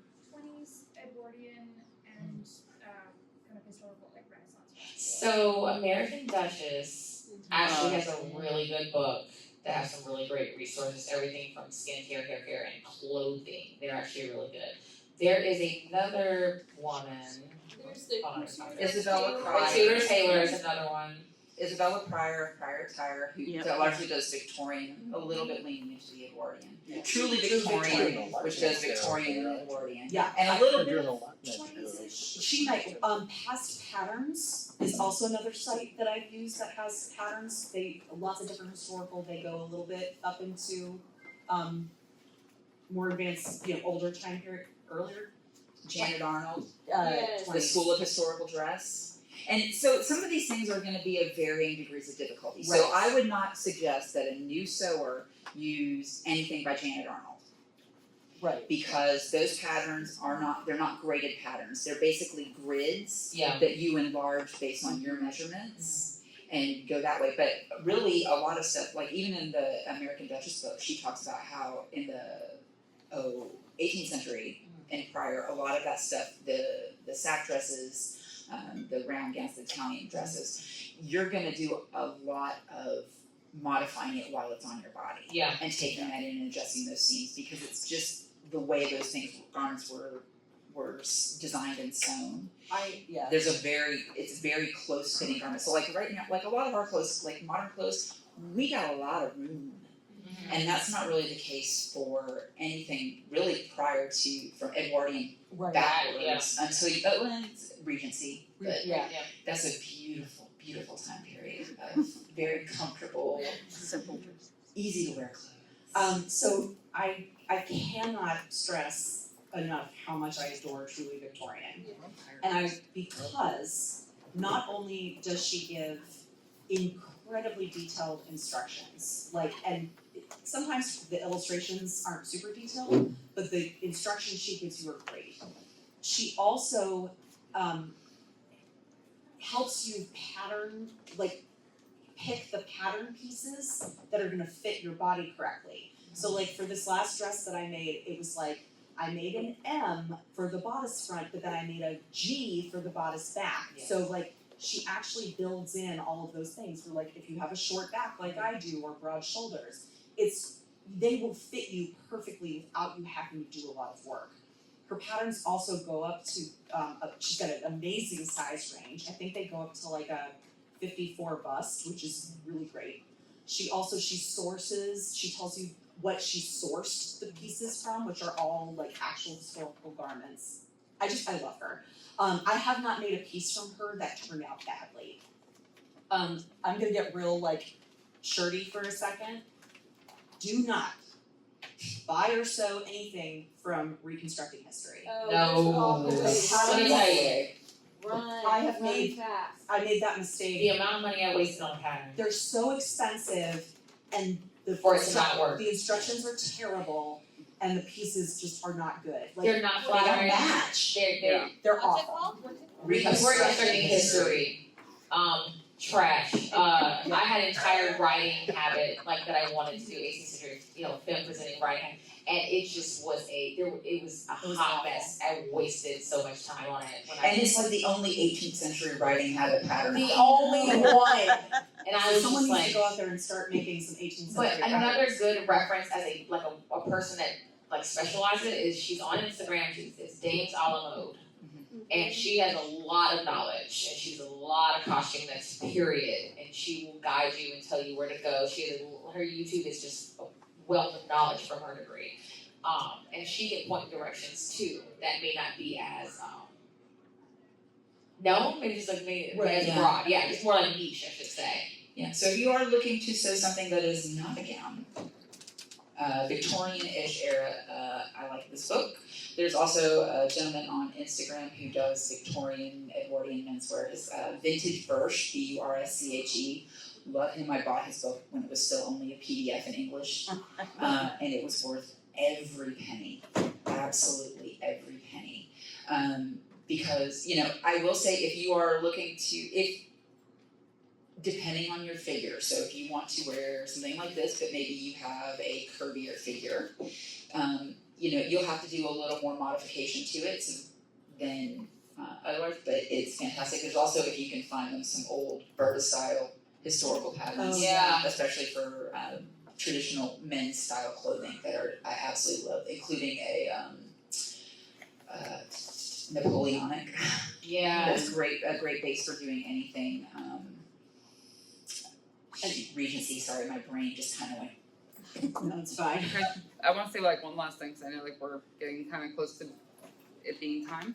But one of the other things that I feel like you should kind of look at and think about when choosing a pattern is how it fits with your body shape. Yes. Because everyone's shape is different, and like some of these, I'm just like, oh, I know that would not look good on me, but it would look good on someone else. Like I have a short waist. It's like knowing your body and trying to see, looking at the outlines, and is that going to match up? And is it going to hit me in a weird spot? With historical stuff, you gotta realize a lot back in the 1600s, the people were shorter and they were shaped different because nutrition, y'all. So, but sugar, so just, you gotta realize you're gonna have to adjust because this was built for a different time period where people were usually a lot. I think there's some people who were shorter than 5'2" on my best day. So you gotta realize you may have to lengthen or take in or add darts or something like that. It may not be historically accurate, but you still it has to fit you because you want to look flattering. You want to look good, and that's the one thing. For instance, with Ren Fair, we have a very tight costuming committee. But we also, because we want you to look your best, but we have to be realistic that this is not the 1500s, and we're not the same type of people back then. So you have to adjust for that. Can I say something controversial? Oh God. Do it. For cosplay, zippers are acceptable. Oh yeah, you gotta zipper up. Don't, seriously, do not feel like you have to go totally historically accurate for cosplay, because I used zippers for forever. Let me tell you. I felt comfortable enough. Ren Fair, I have to use the lacing because we're supposed to be as anachronistic as possible. But anytime when I made my Duchess of Wakanda, I don't care. I made that sucker one piece, one whole dress. I didn't do nope, it was all one big old thing. You can do zippers, it's fine. And if you're really that worried about it, you can put a cute little flange over it if you want to be bougie, But zippers are your friend, and it's easier to get into than I have to do when I have to get ready for World War. Except invisible zippers. No, those are the devils. No, just regular. I just want to say two other things about historical pattern. Their American Duchess, who we were talking about, has done collaborations with Simplicity. Yes. There are actually a lot of really great Gertie. There's a gal named Gertie who's a pattern designer if you like 50s clothing. Mm-hmm. Her stuff is so dang cute, and she's done collaborations with the big. Yeah. So that's something to look for. Is those they're a good resource. Great resource. The other thing for 20s, because I did a show set in the 20s, you can find vintage 20s patterns and recreations of those patterns that like people have scanned them and stuff. And they turn out great. The only thing to know is instead of notches, they do cut out holes on the patterns. So it's just like you kind of once you get your brain around it, it totally works. But don't be like if you buy one, which I do recommend, like buy one, check them out. They're cool. They're very cool to have. But it's just you're gonna see something a little bit different. But there are lots. I think Past Patterns does this where they'll like scan old patterns or they'll translate them to modern. That's a good resource for like 20s and 30s and some Edwardian too. Another resource is Margot Anderson. She does a series of Tudor, Elizabethan, Renaissance kind of stuff. And I like hers because you get this booklet about this thick. And she does stuff like, here's the fabrics they would have done in period, here's some substitutes you can do now, here's how they would, and so she has a lot of just general knowledge about the clothing in that period that comes with her patterns. And she's someone that, like, you sent her an email, you would get a response. Like, Yeah, she actually communicates. Yeah, That's so so cool. Margaret Anderson's another good that time of year. So back on patterns and adjusting, so like I see on the patterns where there's lines that say like cut or like lengthen or shorten here. Yeah. A lot of times I've seen them like in a curve or something. I'm like, how do you deal with, like, I know how long my leg is if I'm making a pant. Right. If it says cut here, but it's in the middle of a curve, how do I deal with the fact that there's now a notch cut out of that? You can just kind of like, essentially draw what you think it would look like of just kind of evening it out. Like there's always going to be that like extra little like tail or flange that sticks up on either way. But if you just kind of like look at like what should the curve look like and just kind of like smooth it out. That's exactly what I do. And definitely measure to make sure that that new line will fit the other side that you're like pinning it to. Yes. Like make sure that the seam lines are the same length. So if it does this and you fold it up on the thing, and you got this weird bit that sticks out, you just take your pen and exactly what you said. Go from the big area and then just go until it meets. Like just follow kind of that natural curve. And That's a great question. That's where the bowls from your Yeah. house. Yes. Use a bowl. Bowls, vases, pottery, like. Curve, rulers, You if can you print- wanna use some of those like that, yeah. Yeah. Yeah, you But can that's- buy the I rulers, have but to you do can that. use I have what to you shorten have. all the time. Yeah, like I made a pair of pants that were way too wide. Right. Yeah. Look, but they're strong, so like, I don't wanna adjust it Right. afterwards now. Yeah. I'm gonna, Yeah, yeah. gonna have to make all new pants. And I will say on something like that, on a pant leg specifically, if you are taking it in, if you're making it slimmer, you need to do it from both the outside and the inside, or else what happens is the leg twists. Yeah. Ask me how I know. Yeah. And depending upon how much you're doing, it's gonna really affect that twist. Because what happens is it's pulling. It's literally pulling. You've shifted that side, so you want to maintain the balance of those seams, so that you're doing that. And that's something to think about too. Like on really any of these pattern alterations that you make, and I talked to a friend through this when she altered her wedding. She did the mock-up of her wedding dress and got it mostly fitting. Oh, It's a God. terrible idea on No. one, like, she's like, I'm still having issues with this, and she's like, I've done this, I keep cutting away. I'm like, you keep cutting away from one direction, but you have to take into Yes. account that you need to take away from the other direction as well, otherwise you're not balancing it, you're just continuing to cause the garment to pull and tug in one direction. It's Yes. really weird, but bodies are three-dimensional. Patterns are two. Spoiler. So you're taking a two-dimensional pattern and making it fit around a three-dimensional object. And that three-dimensional object is also not static. And there's no straight line on the human body. Right. So remember that. That's actually, this is something I learned when I was trying to take in a dress that I had, which of course had a side zipper. So I was like, oh, I'll just take it all in from the other side. No, then everything's pulled over here. So yeah, just thinking about Cause you didn't wanna take the zipper out. I didn't want to take the zipper out. Been there, done that. So yeah, like these are the things just thinking about like, okay, pull it in on both sides equally. But I was just gonna say in general, the amazing thing about sewing is it is a skill. Anybody can learn to do it. All you need is that the old 10,000 hours adage, it takes 10,000 hours to get good at something. The more you do, the more mistakes you make, the more you learn. So like when I was running my theater company and when we shut it down, we had our giant storage of costumes and we were pulling stuff and we found pieces from our very first show when my best friend and I like threw ourselves into the deep end and we're like, we're gonna make 40 garments for this show. Oh my What god, could guys, go it wrong? was horrifying. Like we put this on stage, oh my god, but it was such a testament to where we had come in that time. And like, it's great to assign yourself a deadline. Like be like, okay, I have a party coming up on, in November, I'm gonna make myself a skirt. It just assign yourself little deadlines, and choose projects. Make something for somebody else. It's okay if they don't like it. They can throw it away. It's fine. But like the more you do, the better you'll get. And there's no inherent talent to sewing. Yeah. Like it is a skill. And just don't beat yourself up because when I teach classes at the quilt shop, it's kind of funny because my boss has me teaching clothing and how to make handbags because I can teach a lot of skills making cute little tote bags and stuff. Oh yeah. And so like I have these lovely women, they've been quilting for 40 years.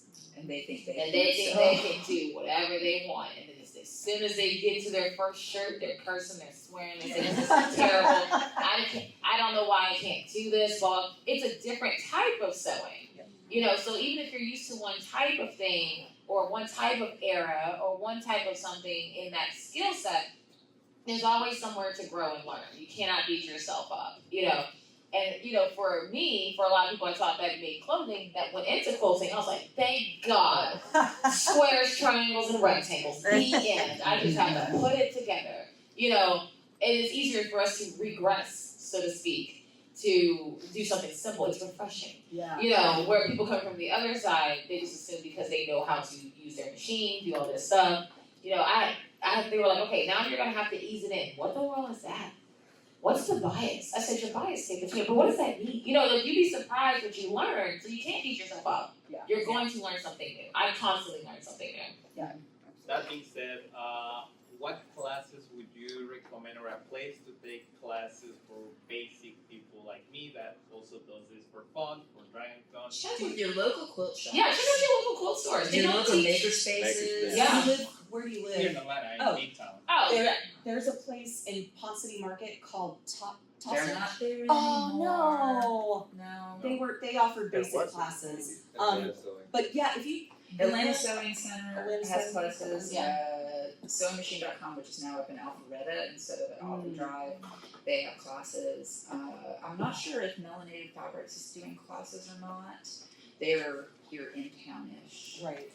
There was a Fabricate Studios on the west side, and I'm not sure if I'm they're so still sad open about either. Tap Stitch. That's such a bummer. They did great. Yeah, they classes switched to an for online only Also, format. But yeah, also you know. the continuing education listings for the university. Oh Yeah, and because there's a lot of if you don't live here, I know we're in North Carolina, there's a lot of schools that offer sewing stuff for people that want to do industrial design, essentially, for hotels and stuff like that. There's a lot of classes at local community colleges that you can do, and like I said, check your local quilt shops. They teach more than just quilting, but it's also a way to get your feet wet too, because they'll teach you stuff sometimes depending on what they're doing. If you're doing paper piecing, that'll teach you how to do when you're doing the topper where she was talking about paper, and then you just sew it over and then you rip it off and it's gone. You'll learn some little quirks that you can actually bring into your clothing sewing. So it's a great stuff to deep into. Continuing ed is a great idea, through a college, check your college, they might offer it, and also your library. Some of your libraries might offer it. Yeah. I also do teach I'll instruct small groups of people of classes every now and then. So if you do have a person or multiple people that you want to take a class with, I can always structure a class around that because I've done special focuses, and I can Yeah, and right now there are a lot of out of work film folks who I know who are doing classes and things like that. So because we missing it. Yeah. But there are a lot of resources in your area, and I think you'd be surprised if you start looking around. Even looking on if you're on Nextdoor, Facebook, Instagram, TikTok, you can look around and find a lot of people. I will say I know that there are a lot of people who like YouTube University, and I think it has its place and it's really great. But nothing really beats in person because someone is looking at you and saying, this will work. This is an easier way to try this, or try this instead, or this is going to make your life a lot easier if you do that. Somebody can see what's happening versus. And it's great in a group setting because you have that support. You make really good friends from it. Trust me. And Oh yeah. You'll start working together at some point, and some people might have some stuff that you need. Open sews are great too if you already know how to sew. Open sews at some places you can bring in your projects, and you end up networking and finding people that be like, oh, I could do this. So you kind of like shared learning. Oh my gosh, I will, so if you can host like a stitch and bitch. Yes. If you have like a big enough space where everybody can bring their machine and sew together. Like the only way I was able to learn when I was running my theater company is we would have people volunteer to come in and sew with us, and we have like 5 or 6 people in a room, and then when someone throws their garment across the room and starts crying, you have multiple people who can go over and be like, "What's?" My best friend and I ran our company together and sewed together, and that was our thing. It's like one of us would literally throw something in the trash can, the other person would go pick it up and be like, it's gonna be okay. Literally that happened multiple times. I mean, I just have racks of UFOs, unfinished objects. That's what we call it in the pool world. I don't know what you're talking about. I have never done that ever in my entire life. So many I am so UFOs. I'm telling you, the amount of garments that I had, especially during 2020, when I had all these things that maybe that I thought I was gonna finish before the plague showed up. So many It's still hanging there from 3 years ago. I'm furious. Because I can't fit it now. Yeah. See also my Regency costumes that I started in 2020. See also my pastel robe en française that I never got to wear and fit, and I'm 20 pounds heavier now. So that's in the trash. Another source is sometimes art centers. Yeah. Like in the Atlanta area, there's the greater area, there's a Spruill, Yeah, up in the Roswell and area.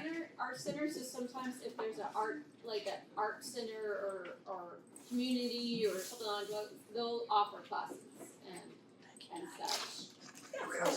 I just want to shout out Straplanta. It's like Yeah. a store. You can pick cheap fabrics and they do classes too. And they also pick up old fabric. Like you need to get rid of stuff, they'll come and take it. You can donate whatever you're not using currently and they'll sell that off. It's really good. Yeah, some places have stuff like that. Straplanta is a 501c3 and they are a creative reuse, and it is a fantastic resource. Yeah. A lot of places have scrap exchanges, honestly, because we have a huge one in Charlotte. So like check those, you'd be surprised what you can find there for cheap.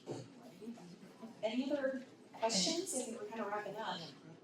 So, back on pattern stuff. No, please, that's Yeah, that's where. What is your recommendation, like if you're between sizes on a pattern? Is it better to go with a small one and size up, or go with a larger size? Start big. The bigger, because you can always take in, Okay. letting out's gonna be a pain. Yeah, always, And always adding start fat, big. yeah, start bigger. I'm still trying to figure out even the waist on my pants is a little too big. Yes. So like now I'm trying to figure out how do I bring in the waist on the pants, but then make sure like the legs and the crotch all still fit right. Well, something you can also do, this is why the paper patterning, tracing really helps, is take your measurements, and then measure the pattern piece. And then you can, what we were exactly saying, when you do the lengthen shorten, you can do the same thing from one size to the other size. So if you're like, I'm a 22 in the waist, but I'm a 20 in my thigh, you can start it there and then slope it down. That's where you can start like Frankensteining. Yeah. At a point. You can take those pieces and you can, I don't really care about personally controversial. I don't feel crap about my paper patterns. I'll take them apart and start, Frankensteining, and then I'll, it's a little extra, but I like to make sure it's gonna fit. Especially with pants, I'm real picky about. So like I'll Frankenstein those pieces together, draw that line to, get it about where it needs to be. And then that way you can see, okay, here's about, maybe I need to take in a little bit more here, maybe I should have gone maybe like a half inch here instead, so that way you can just glue them together essentially. And then start playing, adding the lines where you need to do. What I do a lot of times is I literally measure the pattern piece itself. This is one be careful with your math, y'all, I have made some horrifying errors. But, take the pattern piece, subtract your seam allowance, and then you'll know exactly how it's gonna fit, like the actual measurement of it. And that'll help you kind of figure out where to take stuff in or let it out.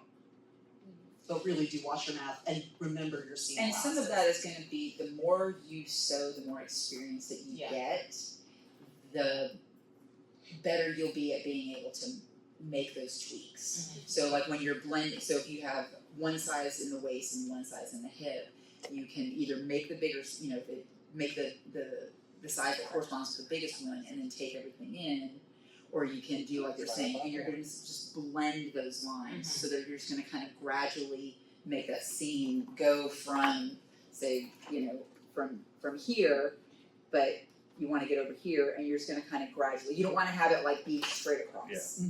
You're just gonna kind of blend those two together so that you get that nice gradual change between sizes. And it takes some practice figuring out where those points are. A lot of times you're gonna see where, like, in any kind of pattern where you have darts, pleats, things like that are good places where you can kind of widget that. But you'll the more you do, the more you'll understand and kind of go, oh, I can see this. And then too, with a lot of the basic patterns, so especially with menswear or real basic shapes, you can compare something that you've made the changes to, that you're like, this pattern fits me, and you can lay it right on top of the new pattern you're gonna make and see, okay, this is how I can change this to match this. And also, when you're doing stuff, you gotta think about how things correspond to other things. Because I've done where I'm like, I'll just make this a little bigger, and then the neck opening ends up being at my shoulders over here, because I didn't take in consideration, yes, I need to make it bigger, but I gotta make sure that this stays where it needs to be. And so, like, you manipulating, just, look at the pattern as a whole and go, okay, is there something I need to keep where it is, or is there something like if I'm gonna do this side, I have to do this side. So make sure when you're sizing up or sizing down or making it bigger, making it smaller, just look at the pattern piece as a whole. Do you want to hear a really embarrassing story about that? Always. Sure. So I was on a Netflix show called Sweet Magnolias, and we make most of one of the characters' clothes. It's an actress named Brooke Elliott, who is absolutely lovely, and we make a lot of her things. And she really, I made her a blouse, and they wanted to change the neckline of it. So it's kind of a cowl drapey knit top, and we wanted a more square neckline like another shirt that she was going to wear in another episode. So I'm like, okay, did not think for 1 second about the difference of having a square neck on a woven shirt versus a squaring the neck on this knit shirt. And our costume designer was working remotely for most of the season, but she happened to be here in town the day that Brooke was wearing this top. And I get a text message from my designer that, hey, we need to fix the neckline of this top. I'm gonna have Brooke stop into your office on the way to set. And I'm like, okay, great. And so my designer's here, Brooke walks in, and the shirt is literally the neckline is right here. And I'm so glad that I have a really good relationship with Brooke. I'm like, well, you were saying you were hoping you could find a guy sometime. She's like, not like this, Mary. Here's my advertising. So I'm like hiking it up, and literally, so this is like the first time my boss has been here for set, and that's great. Now I'm looking really professional and totally competent here, and my designer and I are literally sewing this, because she's going straight set, like, Right. literally, the door to set is outside of my office, and we're fixing that. So, yeah, you gotta really kind of think through. Watch not all patterns are made for certain fabrics. Yeah, no. At all. And if you're modifying something, you really gotta kind of Yeah. like point A to point B. Just do that. Do we have more questions? Yeah, we got a question right here. Kind of continue with pants and stuff. So, have you ever like self-drafted a pants pattern, and like how do you do the measurements for it? Because I'm trying just to find, like, I can't find anything off the rack that fits clothing wise.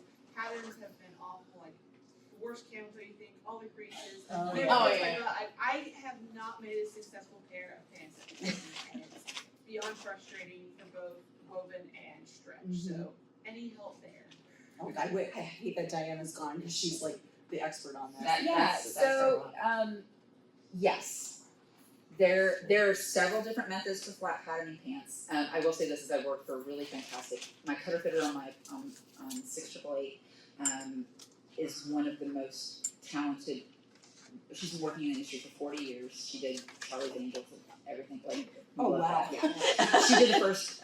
She made Effie Trinket's butterfly dress. Oh, nice. Yeah, she worked on the first. Yeah, so she knows everything, and she uses the same flat pattern drafting that Diana does, where your front piece and your back piece lay on top of each other, and then you trace them off and have two separate pieces.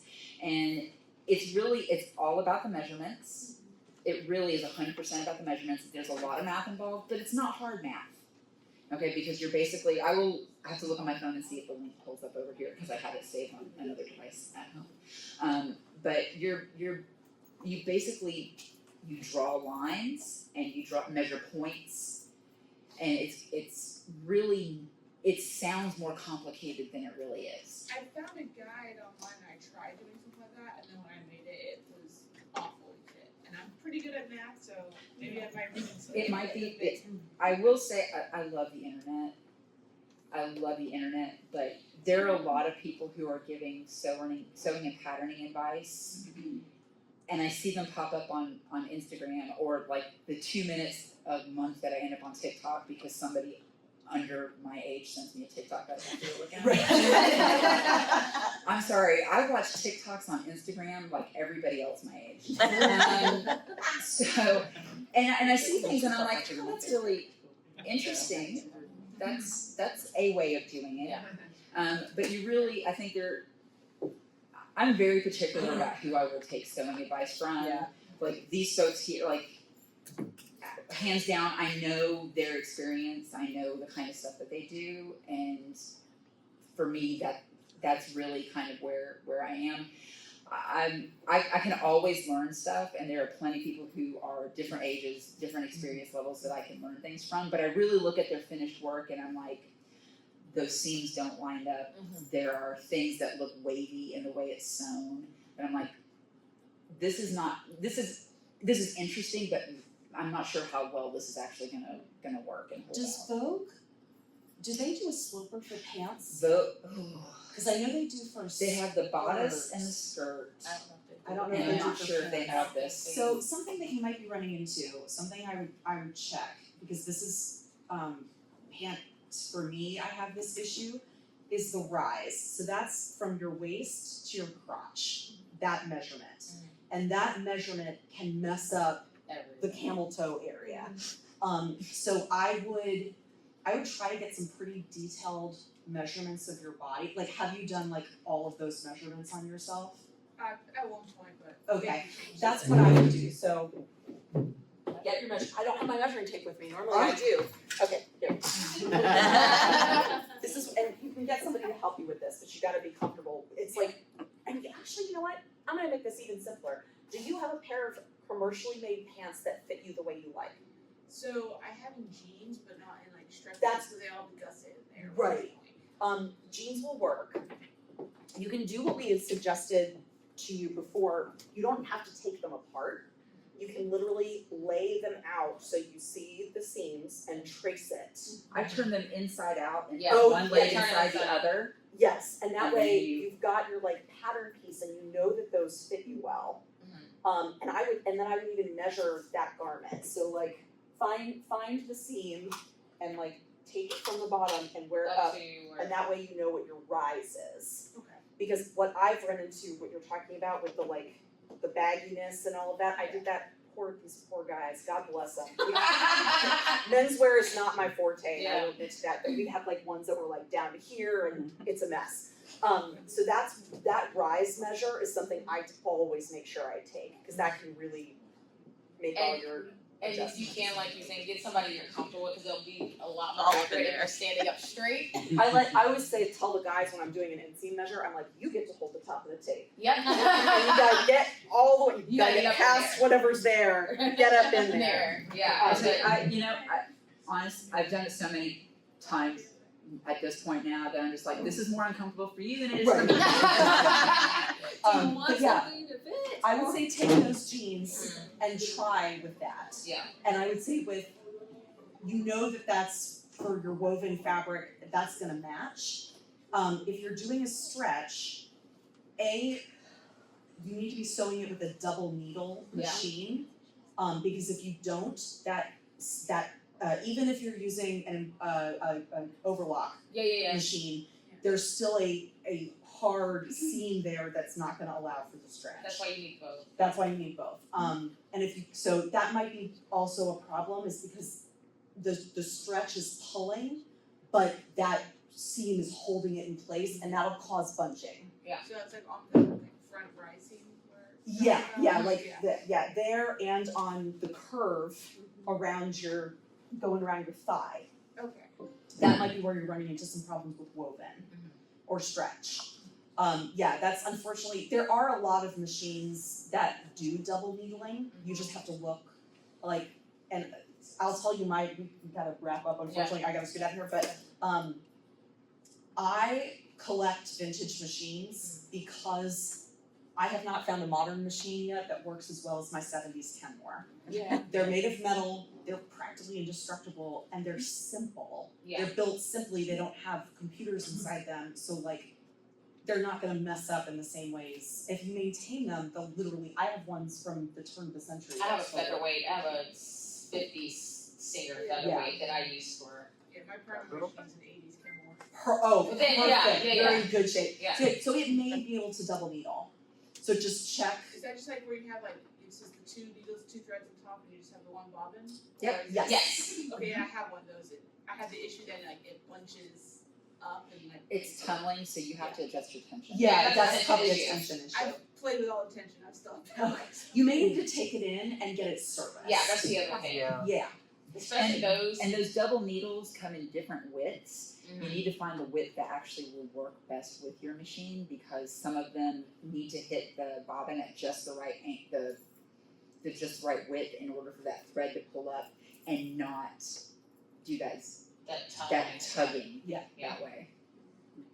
There's also a tension on the bobbin of those old Yeah, machines. not touch that. Yeah, I would suggest taking it in to someone that knows how to do that. Yeah. Take it in with the needles, have them fix it with you. Yeah. Calibrated and everything. Yeah, so I did find this website, I knew I could do it,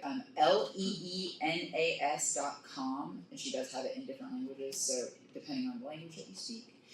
But she has a pants pattern drafting tutorial that is very similar to what I learned from my most recent class. Nice. I've done several different ways, and I really like the way this pant pattern comes together. That's awesome. So it's not a stretch pattern, it's a typical trouser count, but Could you repeat that? yes, Lena's LEENAS.com. I think we have to, okay, one last Just last question. question, just to close. I've been using Genome. Genome. Genome, yeah. And it was like old, we want to kind of buy a new one now that we are kind of getting more into this. What do you recommend out of the machines just to, keep on going the learning? What fits your budget? And What's your budget first? Let's start with that. Yeah. So it depends on. I'm a snob. I will say this is. I love my German machine. I have old fasts, like old fasts. I have an old That I refuse to let die because I buy used ones that are broken. I scalp them for parts. But once the motherboard goes, you're screwed. But even before that. But Genome is actually a really good machine line.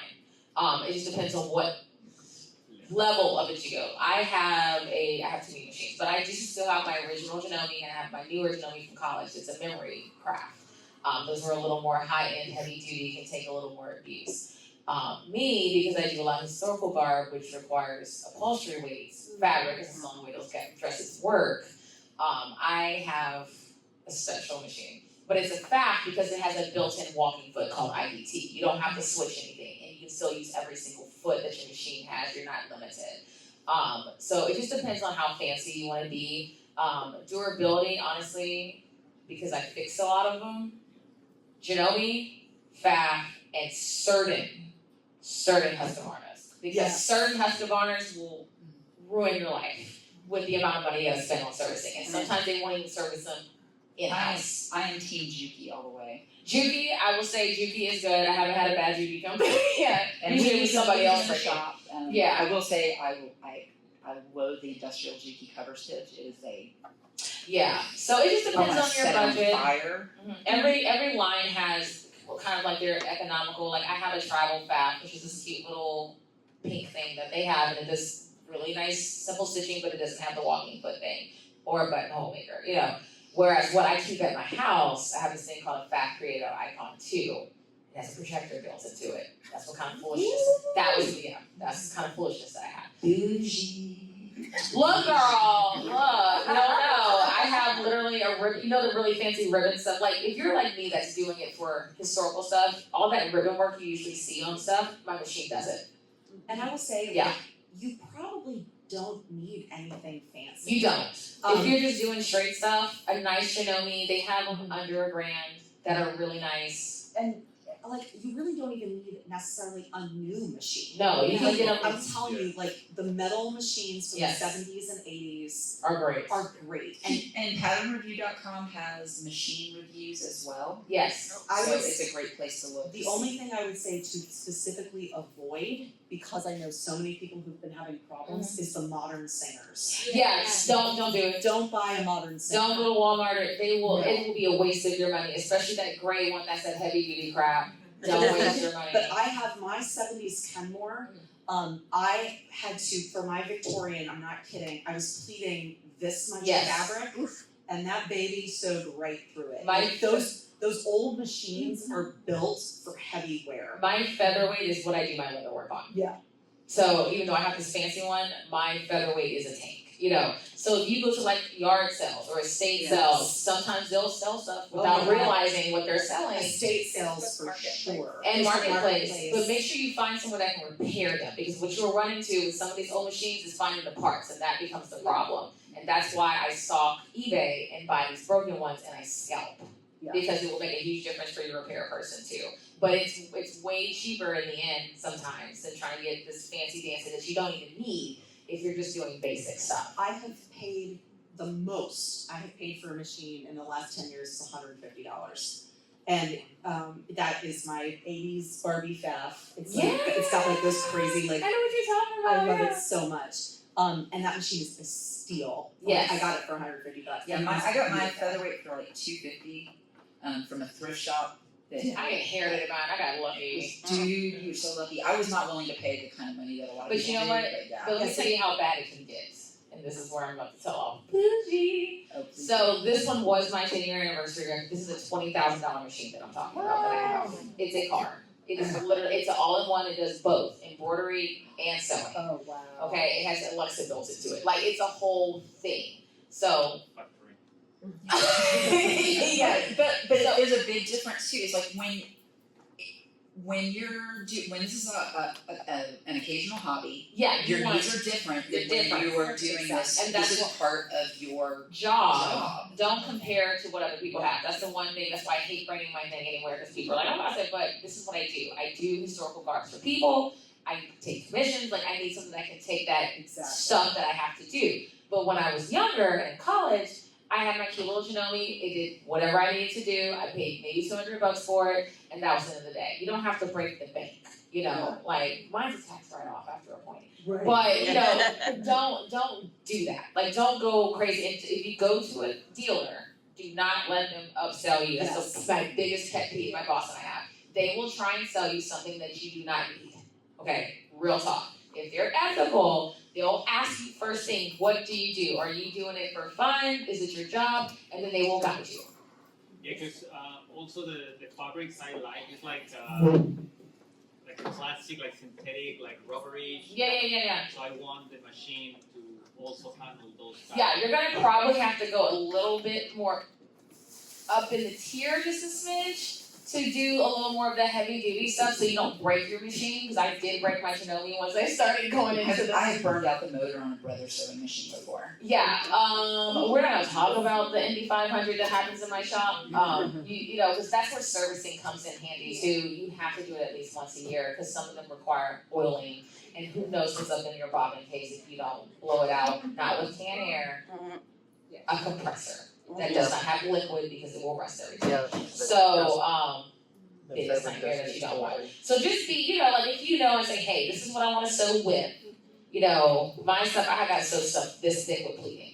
So just be aware and just go somewhere that's going to help you walk through. And usually a good place that you want to buy from is they offer classes as well, because they will help you with your machine throughout its lifetime. And if you have a specific type of fabric that you know you're going to be using a lot of, Take it with you. Yep. Because they're going to have they test usually this cheap polyester twill kind of thing. Yeah. Everything looks really good on it, but and if it's a good shop, they will let you test with their sample machines to see if that's what you want to deal with before you spend money. We have one more question up here. I have a question regarding how often do you think a sewing machine should be serviced, even if it's not like doing anything weird? You still once a year, because some require oiling regardless, because some machines, like mine has a built-in oiling system. It does it itself, okay? Others, you have to physically oil them, because if you don't, it's gonna dry the bone. Like my old, I have a tank of a serger. It's a tank. I have to physically oil everything. It has rust on there, bro. I don't know what, and I still keep cleaning it. But it's on its last leg. But you know, once non-negotiable, you have to, because you never know what's falling up in there. You never know what they have to suck out of there. And then you never know, it might be doing something wonky, and it's because one little piece of string got up in this one part, and it's messing up. Tension's off. It can happen really easy. And if you are not sewing regularly, and by regularly at least once a month, take up some scraps of fabric, Just run run it in it. your machine. Keep it because going. it's just like you wouldn't expect a car to start if you hadn't used it in a year. And it's the same kind of thing when you go out and try and start your lawnmower the first time when the weather gets better and it won't You start. want to at least give it some lubrication to keep it going, because it will dry out if you don't have that type of deal. Yeah. So. Yeah. My machine has not been serviced in my lifetime, and I'm Oh fine. man, It was you not want to drop that one off, like. It works fine for me, but I probably should do One that. day it won't. At some point it's probably gonna be like, I'm done, and then like that's it. And also, real quick, needles do make a difference. Every 10 hours of sewing. Yeah. You If change you're it. using heavier weight fabric, I usually do 8. Yeah, every 8. Sometimes I just I sew for a day and then I change my needle. Like, you know. Yeah. The right needle for And you need yes, there are charts out there that will tell you what the needle is for and why you need that shape of a needle and that size. Absolutely. Thank you guys so much. If you loved us and you thought we could have done something better, if you don't like us, my name is not Mary. Please do rate this panel on the app. Let us know the feedback of what you so that we can see the Taxi and DragonCon sees what you liked. They will maybe let us come back next year because we're so fun. So thank you again. We really do appreciate it. If you have more interest in sewing, there is a Victorian Edwardian sewing panel and a Mrs. Maisel. There's 50s and 60s 50s, today. yeah. So Victorian Edwardian. we'd love to see you again after we eat lunch.